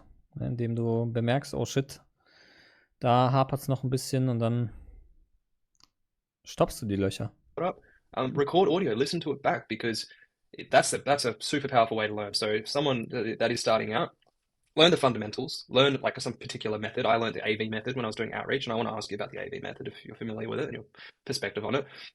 Go out and just bloody do it and record yourself and get better with practice over time. Would you say that that's a general way that would be a good recommendation for a beginner? Yeah, you absolutely have to do it. You can learn some techniques and learn how, debates go in a general sense, but when you're actually doing it, it's a much different thing experiencing it. And here we go. Ja, alle Vegan Debater sagen das Gleiche. Again, just learning some basic philosophy things, like what informal fallacies are, understanding like what a contradiction is. That will go a long way.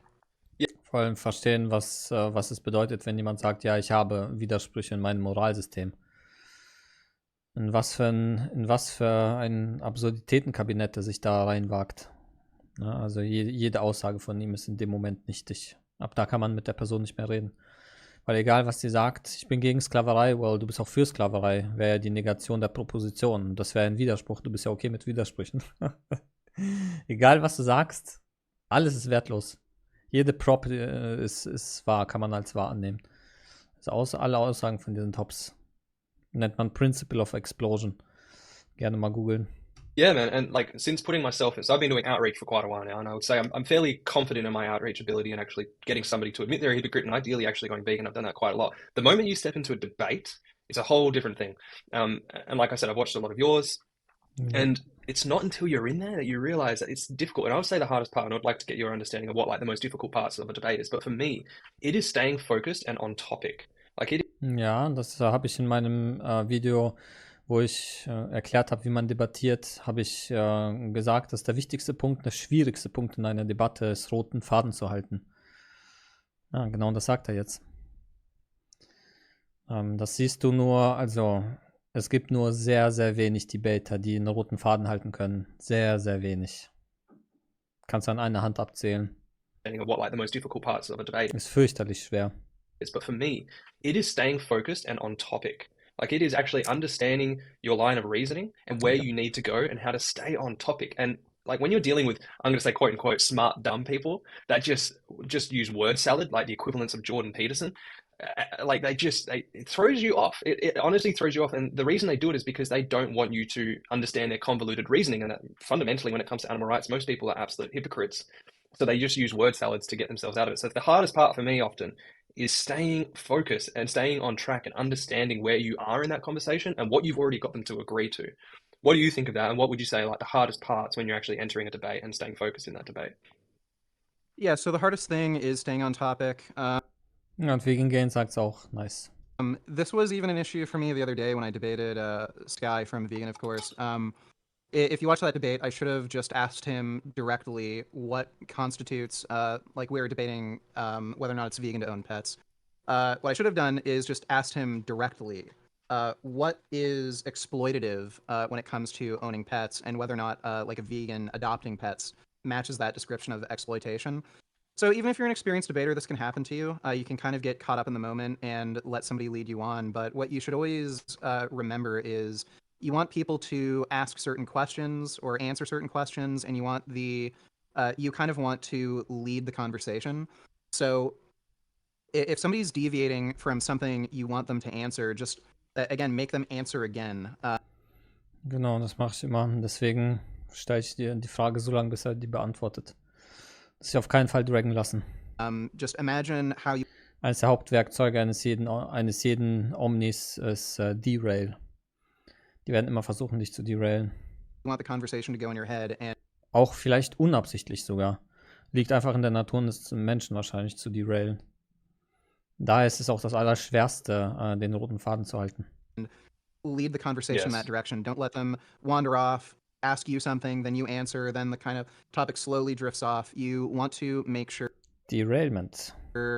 they have a clear position and that your position is also clear, and you want them to answer a specific set of questions that lead to a particular conclusion. Yes.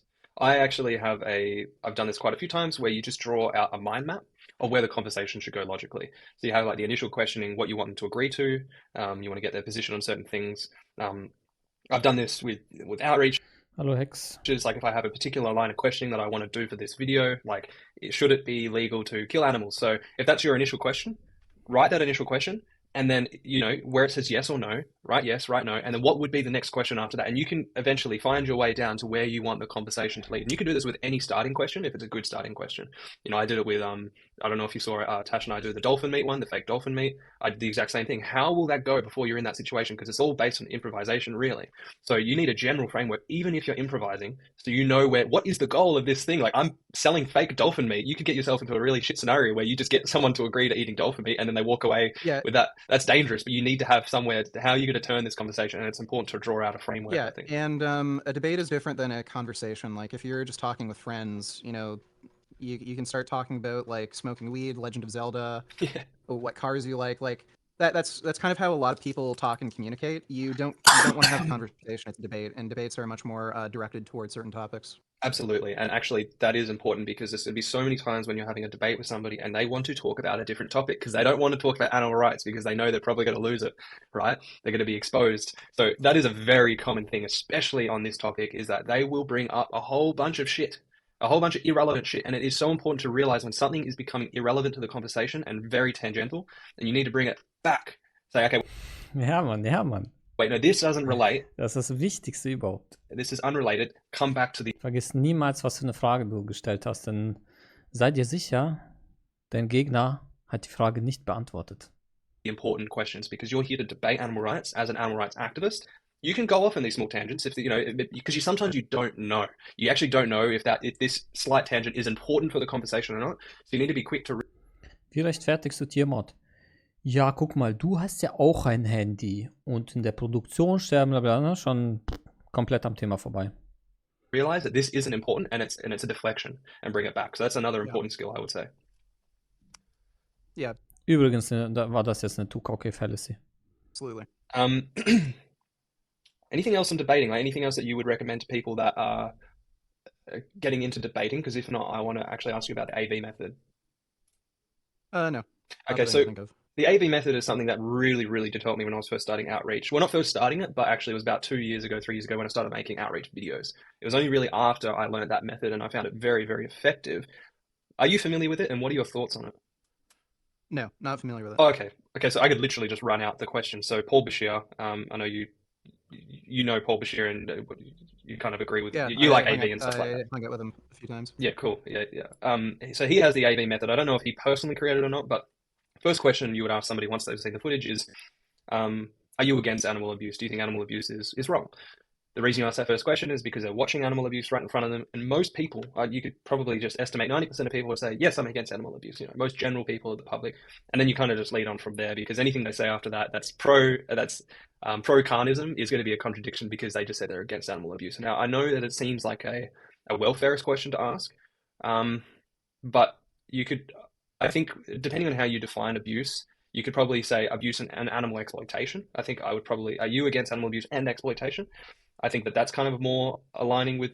You could say abuse is exploitative. Yes. You could also say murder is abusive. So that's these right. are terms interchangeable. Yeah, I agree with that. I would say that's still in alignment with rights, because you're violating someone's rights if you're going to abuse them. And fundamentally, if you're going to confine somebody on a farm, you're going to forcibly breed somebody into existence, and then you're going to murder them in a slaughterhouse, I would say that's all abusive. It's misusing your power for personal gain.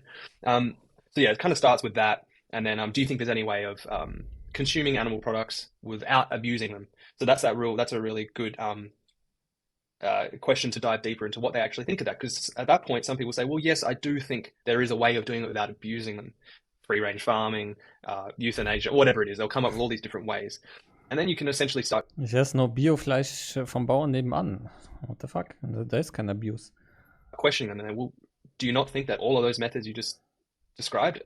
Und dann tauschen wir das Tier gegen Menschen aus. Let's see, was du dann antwortest. all come with a form of abuse, and then you can describe the industry practices. Then that's when you get into the wheel of excuses.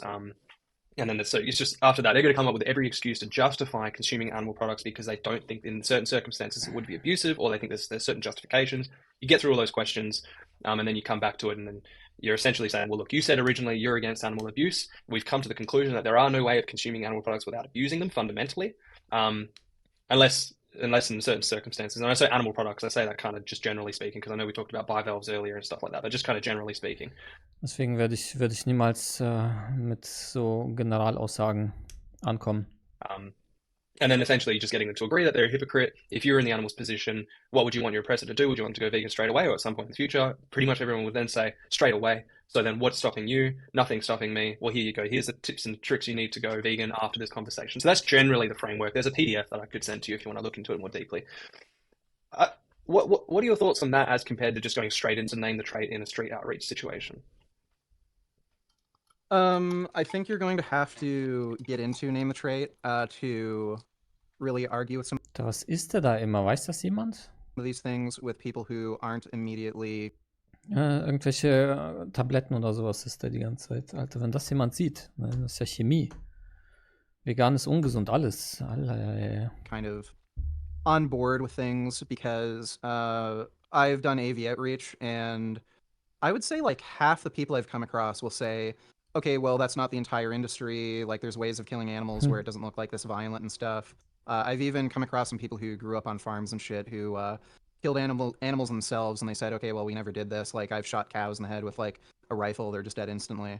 So you when somebody's apprehensive like that, or when they don't Darf man das bei Katzen und Hunden auch machen? Einfach in den Kopf schießen, spüren ja keinen Schmerz. recognize that killing itself is wrong, you're going to have to run into name the trait kind of Ja, ich glaube, it's inevitable. Es ist fucking unausweichlich. NTT, Pflicht.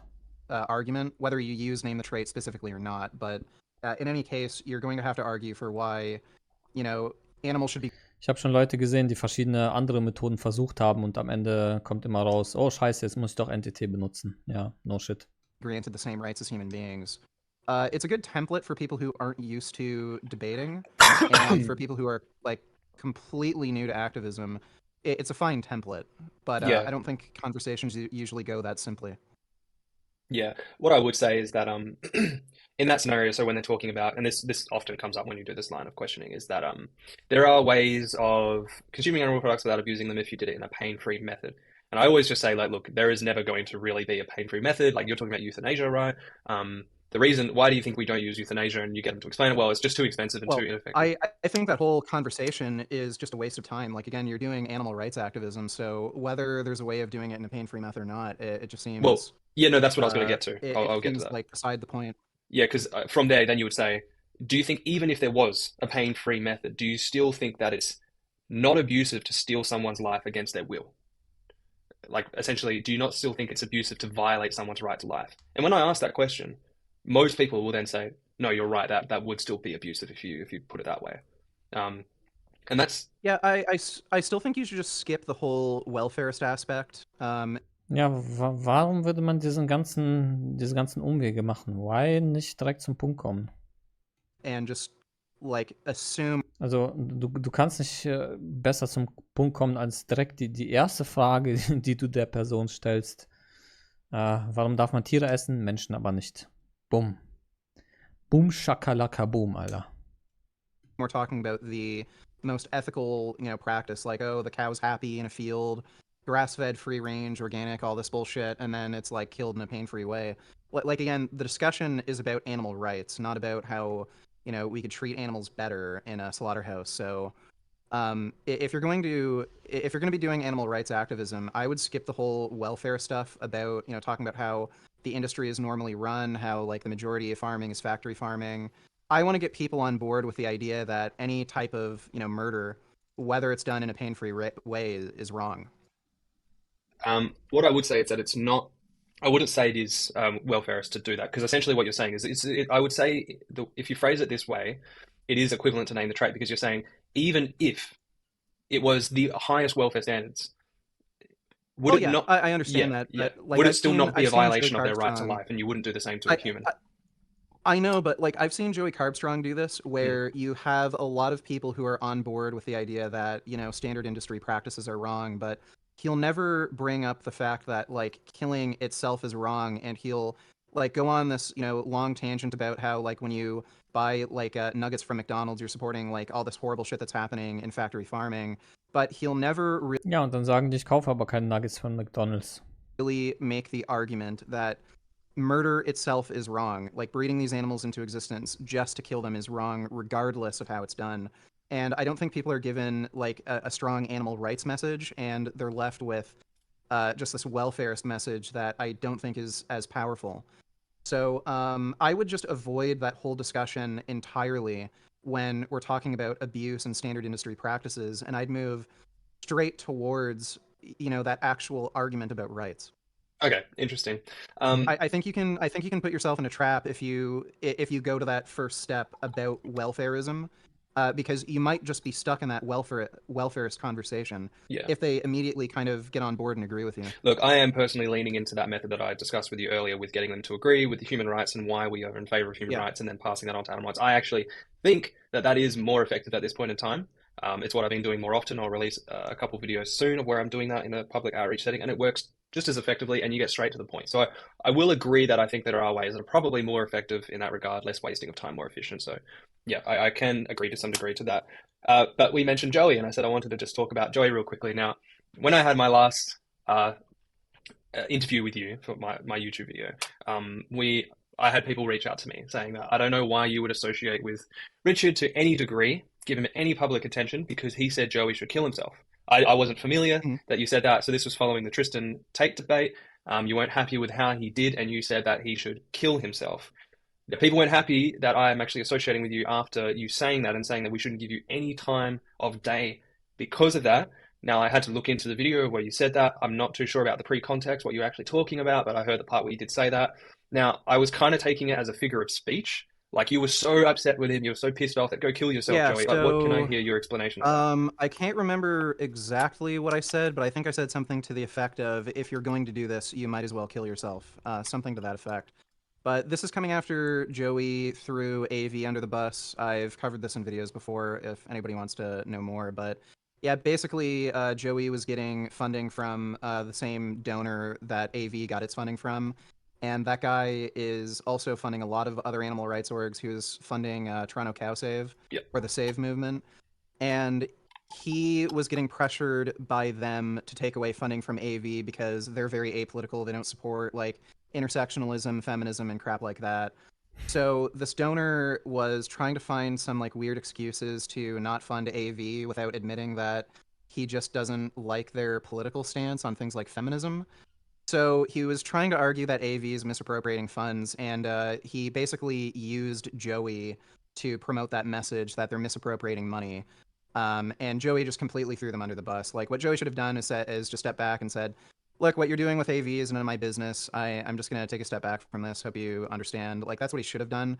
But instead, I think he felt pressured because this guy's giving him a lot of money. And he's given me money before, too. This guy is a mega millionaire. He was giving the Save movement several millions per year. He was giving AV several millions per year. That guy commissioned me to make a series of videos, and he gave me $10,000. He's also giving Joey money. And again, if I had to guess, he's probably giving Joey somewhere in the neighborhood of $5,000 to $10,000 regularly to make, you know, certain content. So I can understand why Joey would be motivated to go along with what this guy says, because in his mind, if he doesn't, well, that's a huge, significant amount of income that he isn't going to see if he rubs this dude the wrong way. So he basically threw AV under the bus, saying publicly, oh, they're doing like really shady things with their funding. I don't really trust them, when he knew that was bullshit. So I was really pissed off that Joey did that. And then he goes and does the Andrew Tate debate, which wasn't really a debate. It was more of just, again, him trying to get social media clout, agree with everything Andrew Tate says, because he thinks that if they become buddies, he'll get some of their viewers and followers. He absolutely shat the bed. He didn't make one single argument for animal rights, and he just made the Ja, das war die lächerlichste und traurigste Vegan-Debatte, die ich je gesehen habe. Ich habe ja eine Riesenreaktion dazu gemacht. movement look stupid. So I was super pissed off, and I said, look, if you're going to throw other activist orgs under the bus, if this is what you're going to do when you get an opportunity to debate on these big platforms, kill yourself if this is all you're going to do. Okay. I don't want to get too nitty gritty into into all of the things that you did say because I don't know enough personally. But I will grant what you've said so far.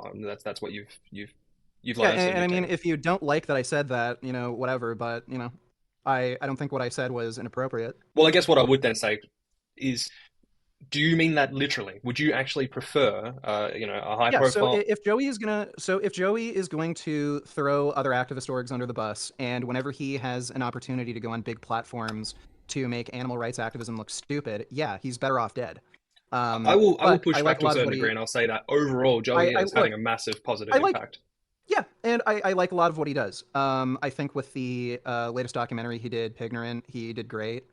So he does a lot of good things. But again, if he's going to do nothing but bullshit, like he did for those few months, then I stand by what I said. If you're gonna harm other activist orgs and you're going to make vegan activism look fucking stupid, kill yourself. You're not worth it to anybody.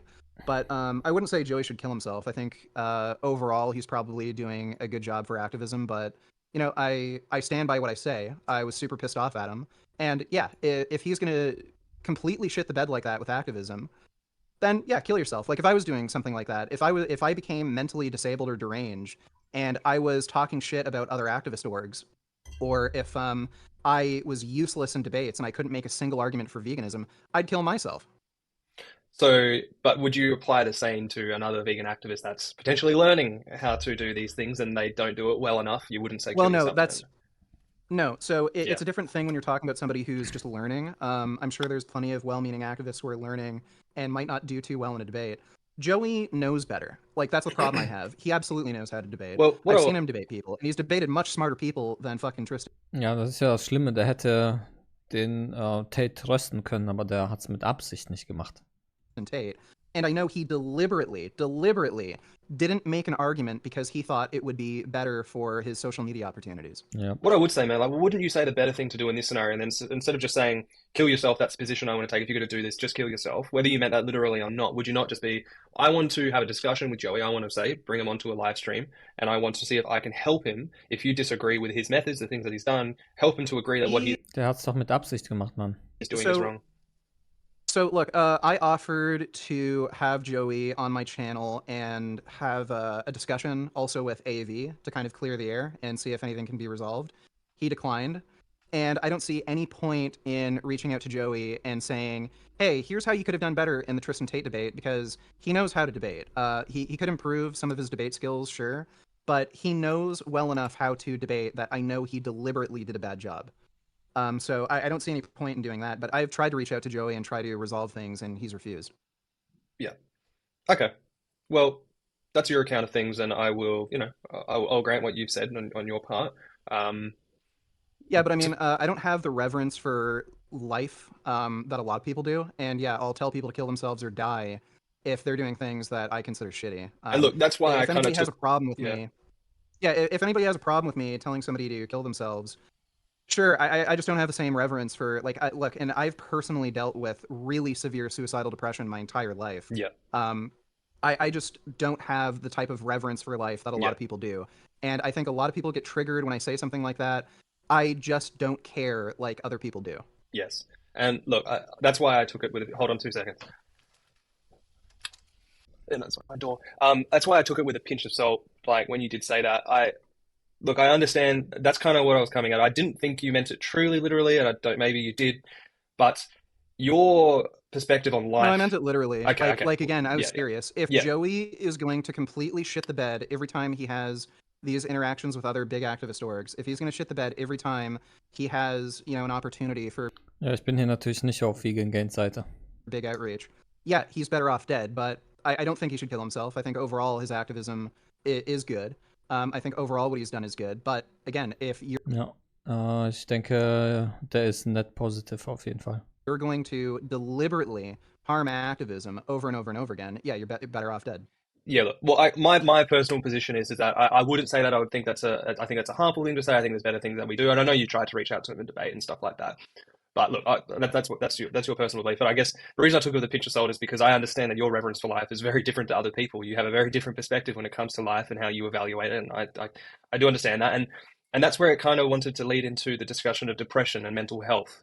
If you don't mind, because I've watched Yeah, sure. videos of you and you're discussing your depression, and I've seen your posts about it, and yeah, I think it's quite upsetting, to be honest, especially when you see someone, an effective activist like you that's done so much good, and then you're struggling with depression. You're trying to do well in life, and I know depression's completely unfair. It's not, and it must be so difficult to live with. And I've had bouts of poor mental health, and I get it daily. Like, I question my activism all the time, and I'm really, really critical of myself. I don't have depression. I'm not saying I have depression, but I know what bad mental health can be like, especially as an activist with the type of people we deal with every day, that the animals that we see suffering every single day. It is easy to get into a really dark hole, wondering whether you're doing enough, whether you're good enough. Like, can be really fucking hard sometimes. So I want to Ja, das glaube ich dir auch, wenn man Aktivist ist und wirklich, also hauptberuflich Aktivist, ach du Scheiße. Da muss man wirklich ziemlich stark mental sein. understand your perspective, like your experience with depression. What triggers it, and what are you doing? What helps, if anything? So you've seen my last mushroom stream, right? I did, yeah, and I wanted to ask you about that too. So Yeah, so I've suffered from suicidal depression since I was probably like 4 or 5 years old, and I almost killed myself when I was about 5 or 6. And I've had suicidal depression pretty much my entire life. I've been trying to understand the source of the depression. There's probably like a genetic aspect to it. There's a few people in my family that have committed suicide. I have mental health issues on both sides of my family, where there's quite a few people who've had schizophrenia on both my mom and dad's side. So there's probably a genetic aspect to it. But I've used psychedelic mushrooms to try to resolve some of the problems that I have. And I think the last mushroom trip I did, I had a really huge breakthrough. Now, take this with a grain of salt. Like, I did mushrooms. What I experienced or felt or discovered could be completely wrong. Like, it is drugs at the end of the day. But I think I found the root of it. And I've always had a sense of life being unfair. I've always wanted, I don't know, there to be some sort of end goal, some achievement. I've wanted things to go my way. I felt like I've deserved things. I felt like other people deserved things that they didn't get. And, you know, the life just throws things at you that are completely unfair. And I just could never get a hold of it. You know, we're all just aging and we're all going to die. And what is any of this for? Do you get like some sort of achievement at the end of the road? Do you win anything? No. There's just a lot of suffering, a lot of aggravation. There's a lot of things that just piss you off, and you get absolutely nothing for it once you reach the end of the road. And I think I've always had the sense that just life itself is unfucking fair, and I could never handle that unfairness. And I realized when I was in the mushroom trip that life doesn't owe you anything. And a lot of the suffering that you experience is self-imposed. You know, you can encounter like a Karen at a grocery store that's like annoyed at you for parking in like one spot, and you can fight with people about animal activism. You can run into fucking dickheads that just throw their cigarette butts out on the street that are inconsiderate. There's a lot of things that you can come across that annoy you, but it all comes from this expectation that things should be a certain way, and you just end up getting frustrated that they aren't. And if you just learn acceptance that, again, life doesn't owe you anything, it's all a pointless fucking game that you can never win, and you just learn to accept the things that come at you, you're going to be a lot happier, and you're going to spare yourself a lot of misery. yeah, And if you just learn that the anger and hurt and pain inside that you have all the time just comes from within, it's not from anyone else. The way you react to bad situations, it's entirely your fault for feeling that way. If somebody cuts in line, if somebody cuts you off on the road, you can either look at it as, why the fuck did that person do that? Why did they do that to me? Why is this happening to me? It should be this way. Or you could look at it as, wow, people are stupid. That's funny that they did that. Like, there are so many bizarre people doing bizarre things, getting upset for no reason, and you learn to just laugh at it. You're going to be a lot happier. And I've just learned in that last mushroom trip that, again, nothing matters. Nothing matters. Life is a stupid, pointless game that you can't win, and the only way you can win at life is to just learn to enjoy it. yeah. And there is a lot you can enjoy. Literally just staring at a wall. If you stare at it for long enough, you will see shapes and colors and start thinking about things that are funny, that are interesting, that are entertaining, and just ignore anything that bothers you and don't let that hurt and pain and frustration boil up. It's all a matter of perspective, and it's something that's very fucking hard to learn. I've taken probably close to 100 grams of magic mushrooms total. I started experimenting with magic mushrooms like maybe 5, 6, 7 years ago. After all of those psychedelic trips and after trying meditation, after trying therapy, I think I finally cracked the code to my depression. And yeah, since last week when I did that mushroom trip, I felt pretty damn good. Like, I was watching you I'm not going to laugh, say and that I oh my never. god, man, it was great. I'm not going to say that I don't get frustrated at things. Like the debate I had with what's his name? I did get a bit frustrated, but it was a different type of frustration. I was enjoying the frustration. Yeah. Again, it's life is a game. Yeah. Life is a fucking game. Your life doesn't matter.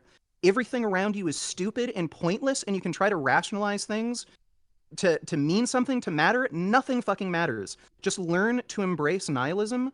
Learn that nothing matters. Nothing, even your life. If you fucking die tomorrow, it doesn't matter. It's not a tragedy. It's just something that fucking happens, and you're going to have to accept all of these things that happen to you. And if you just look at it from that perspective, you can just learn to fucking laugh at it. Laugh at, a nail getting driven into your like the amount of pain that I've experienced. Like, I had a circumcision as an adult, and the stupid ass doctor didn't give me the proper sedation for it, and it hurt like fucking crazy.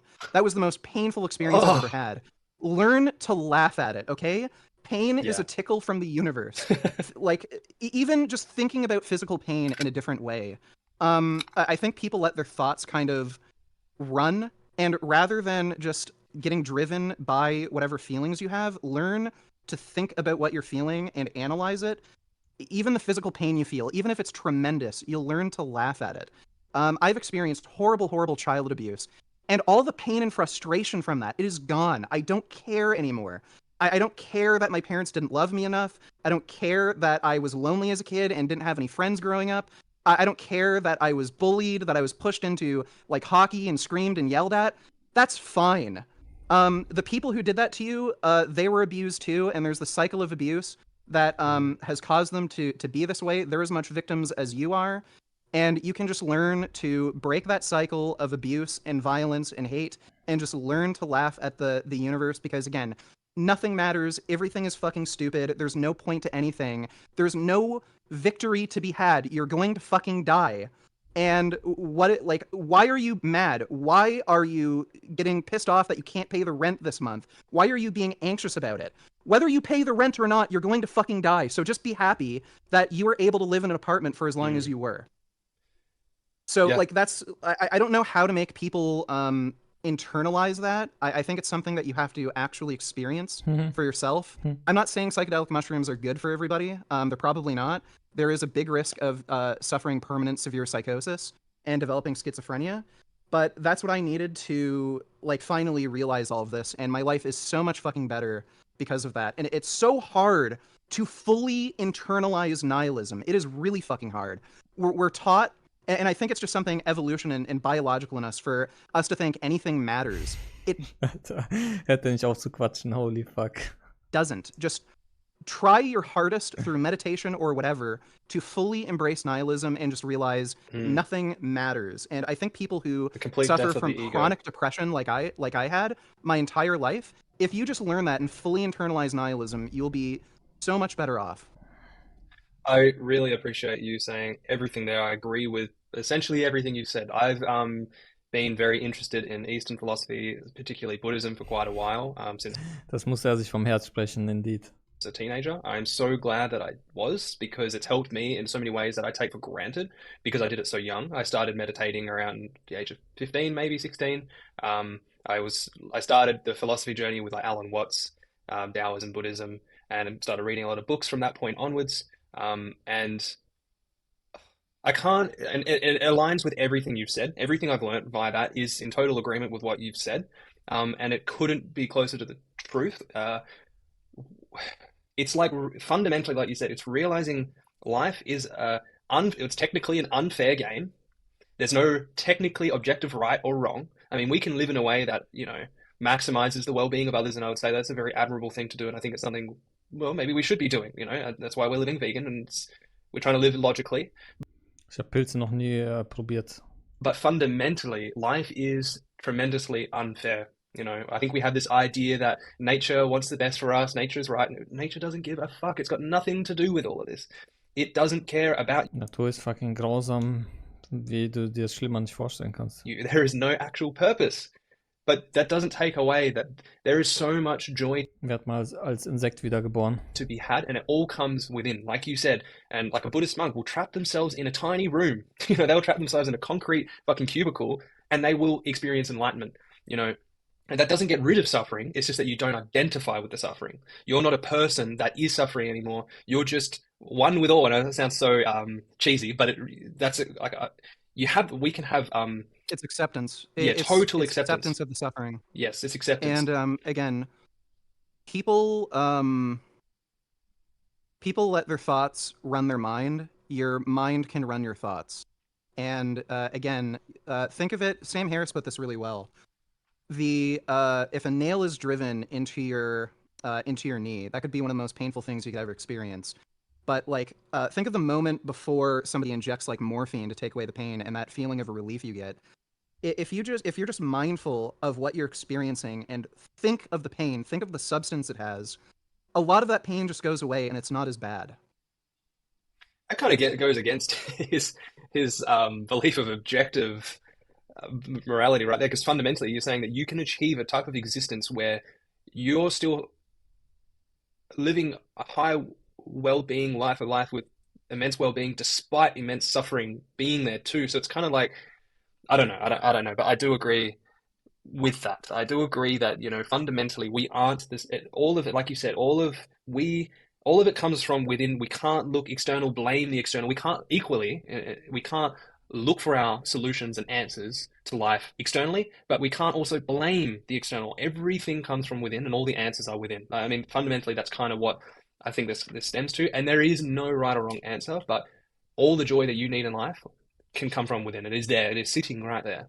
Don't look externally. It's right there. Yeah. Happiness is right there, right next to you, and you just can't see it. Yes.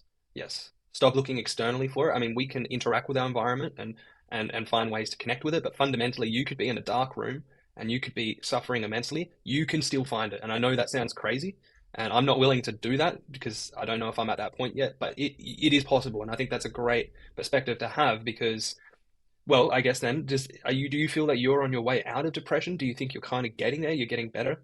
What do you think? I haven't felt depressed since I took those mushrooms and came to that realization and just fully internalized nihilism. And again, like all of the baggage I was carrying with like childhood abuse and trauma and shit, it's just all gone. I'm not bitter or mad at my parents or anybody anymore. I just don't feel that weight on me anymore. That's massive, man. That's big. Have you had moments like this in the past where you have taken some type of psychedelic before meditation experiences? In the moment, I've had that relief, but it was only temporary. Now it feels like it's actually permanent. Like I've actually achieved a higher understanding rather than just in the moment, just because I'm on drugs, I don't feel it anymore. Sure. Now it feels like I actually understand it and I can control my thoughts and feelings. Yeah. Yeah. Wow. That's awesome, man. I really, really hope that persists. Do you think you will take part in non-psychedelic experiences to keep that going, like meditation and stuff like that, or like? I've been doing meditation for a while. Awesome. I actually started meditating after I had a near-death experience in the hospital when I had an E. coli infection. Yeah. I'm actually really good at it. Awesome. So yeah, but I only was able to get there with mushrooms. And again, I'm not recommending anybody take psychedelics. There are big risks in taking them.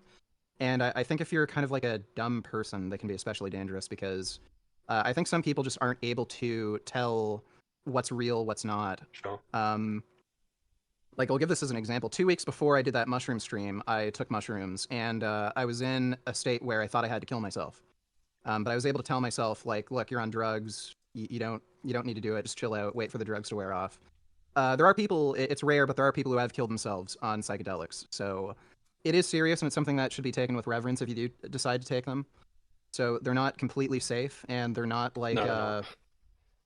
the experience is entirely different each time you take them too. So you never know what you're getting. Yeah. I think each time I've taken them, they have been good for me, but that's not necessarily the case for everybody.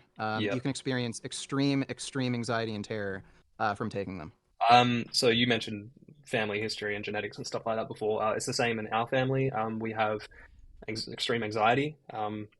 Definitely on my mum's side. I can't probably mention names on a live stream, but we've had psychosis, drug-induced psychosis, schizophrenia, suicide from depression. So I think it's in me too. I've been very sensitive to drugs. Haven't done any psychedelics, well, other than edibles. And even then, I'm very, very. Zum Glück habe ich nie mit sowas zu tun gehabt und kenne das auch in meinem privaten Umfeld und sowas nicht, zum Glück. Nie irgendwas mit Suizid, Depression oder sonst irgendwas. Toi, toi, toi. Ich klopfe auf Holz. Very sensitive to that. So I'm very wary because I do know that drug-induced psychosis is a fucking serious thing. Living with somebody in psychosis, man, oh man, like it will blow your mind. I was 11 when someone close to me and my family went into psychosis, and it's impacted me in so many ways, I think, living with that for years and years after that, up until this point, literally to this point. It's a very serious thing, so it should be taken seriously if you are considering psychedelics, and there are ways, I think, of getting to these realizations without psychedelics. But for some people, I think it's a real kick to force them into these ways of thinking and perspectives. But it's something that shouldn't be taken lightly. Yeah, if you have a family history of mental illness, you probably don't want to take them. Mm-hmm. But you've taken that risk, I think. That's what it sounded like. You're willing. Yeah. Thank you so much for talking about all that. That was, it was really eye-opening and really interesting, and I'm really glad that you're on your way. It sounds like, and I know I'm going to touch wood. It sounds like you're on the mend. It sounds like things are getting better for you, and that's really, really good. Ja, ich bin gespannt, ob er seine Antidepressiva absetzen wird. Look, man, I really. Is there anything else that you wanted to discuss whilst we're chatting, or? No. Weil irgendwie kann ich mir das nicht vorstellen, dass das so einfach ist. Du hast einen Trip und du hast erkannt, dass alles nichts ist, und ab jetzt wirst du für immer fröhlich sein. Glaube ich nicht. Unless you have any other ideas. I'm sure there's plenty, man. I'm sure there's plenty, but look, maybe we can leave that for another live stream, because I really enjoyed chatting to you. Thank you so much for coming on to my live stream and talking about all this stuff. I always have questions, and I really appreciate your understanding of things, and I think you think deeply about things, and that's pretty awesome. So yeah, thanks so much for that, man. Yeah, no problem. Take care, dude. All right, take care. All right. That's. Let me just get my camera going. Good. Kommt da noch was? Yeah, thanks for joining. Ja, okay, da kommt nichts mehr. Ja, okay, das war das. Auf jeden Fall sehr interessantes Video. Bis hier natürlich der Depressionsteil, Joel Carpstrongs Teil. Also hier diese 2 Parts waren jetzt nicht so mein Fall. Wie man auch natürlich an meiner Reaktion gehört hat, weil ich einfach nichts gesagt habe. Aber hier der interessanteste Teil war, obwohl vielleicht auch nicht, aber sehr wichtiger Teil hier, Debate Skills, war sehr wichtig. Aber ja, super interessant. Bivalves, das Reiten-Ding nochmal aufgedröselt, ja, sehr, sehr gut. Ja, gutes Video. Hat mir wieder gefallen, war wieder eine gute Reaktion. Stabiler Typ auf jeden Fall, der Jack, Vegan Gains sowieso. Und ja, vielen Dank, Leute, fürs Zuschauen. Vielen Dank, dass ihr dabei wart. Und wir sehen uns dann hoffentlich im nächsten Stream. Genießt den Abend.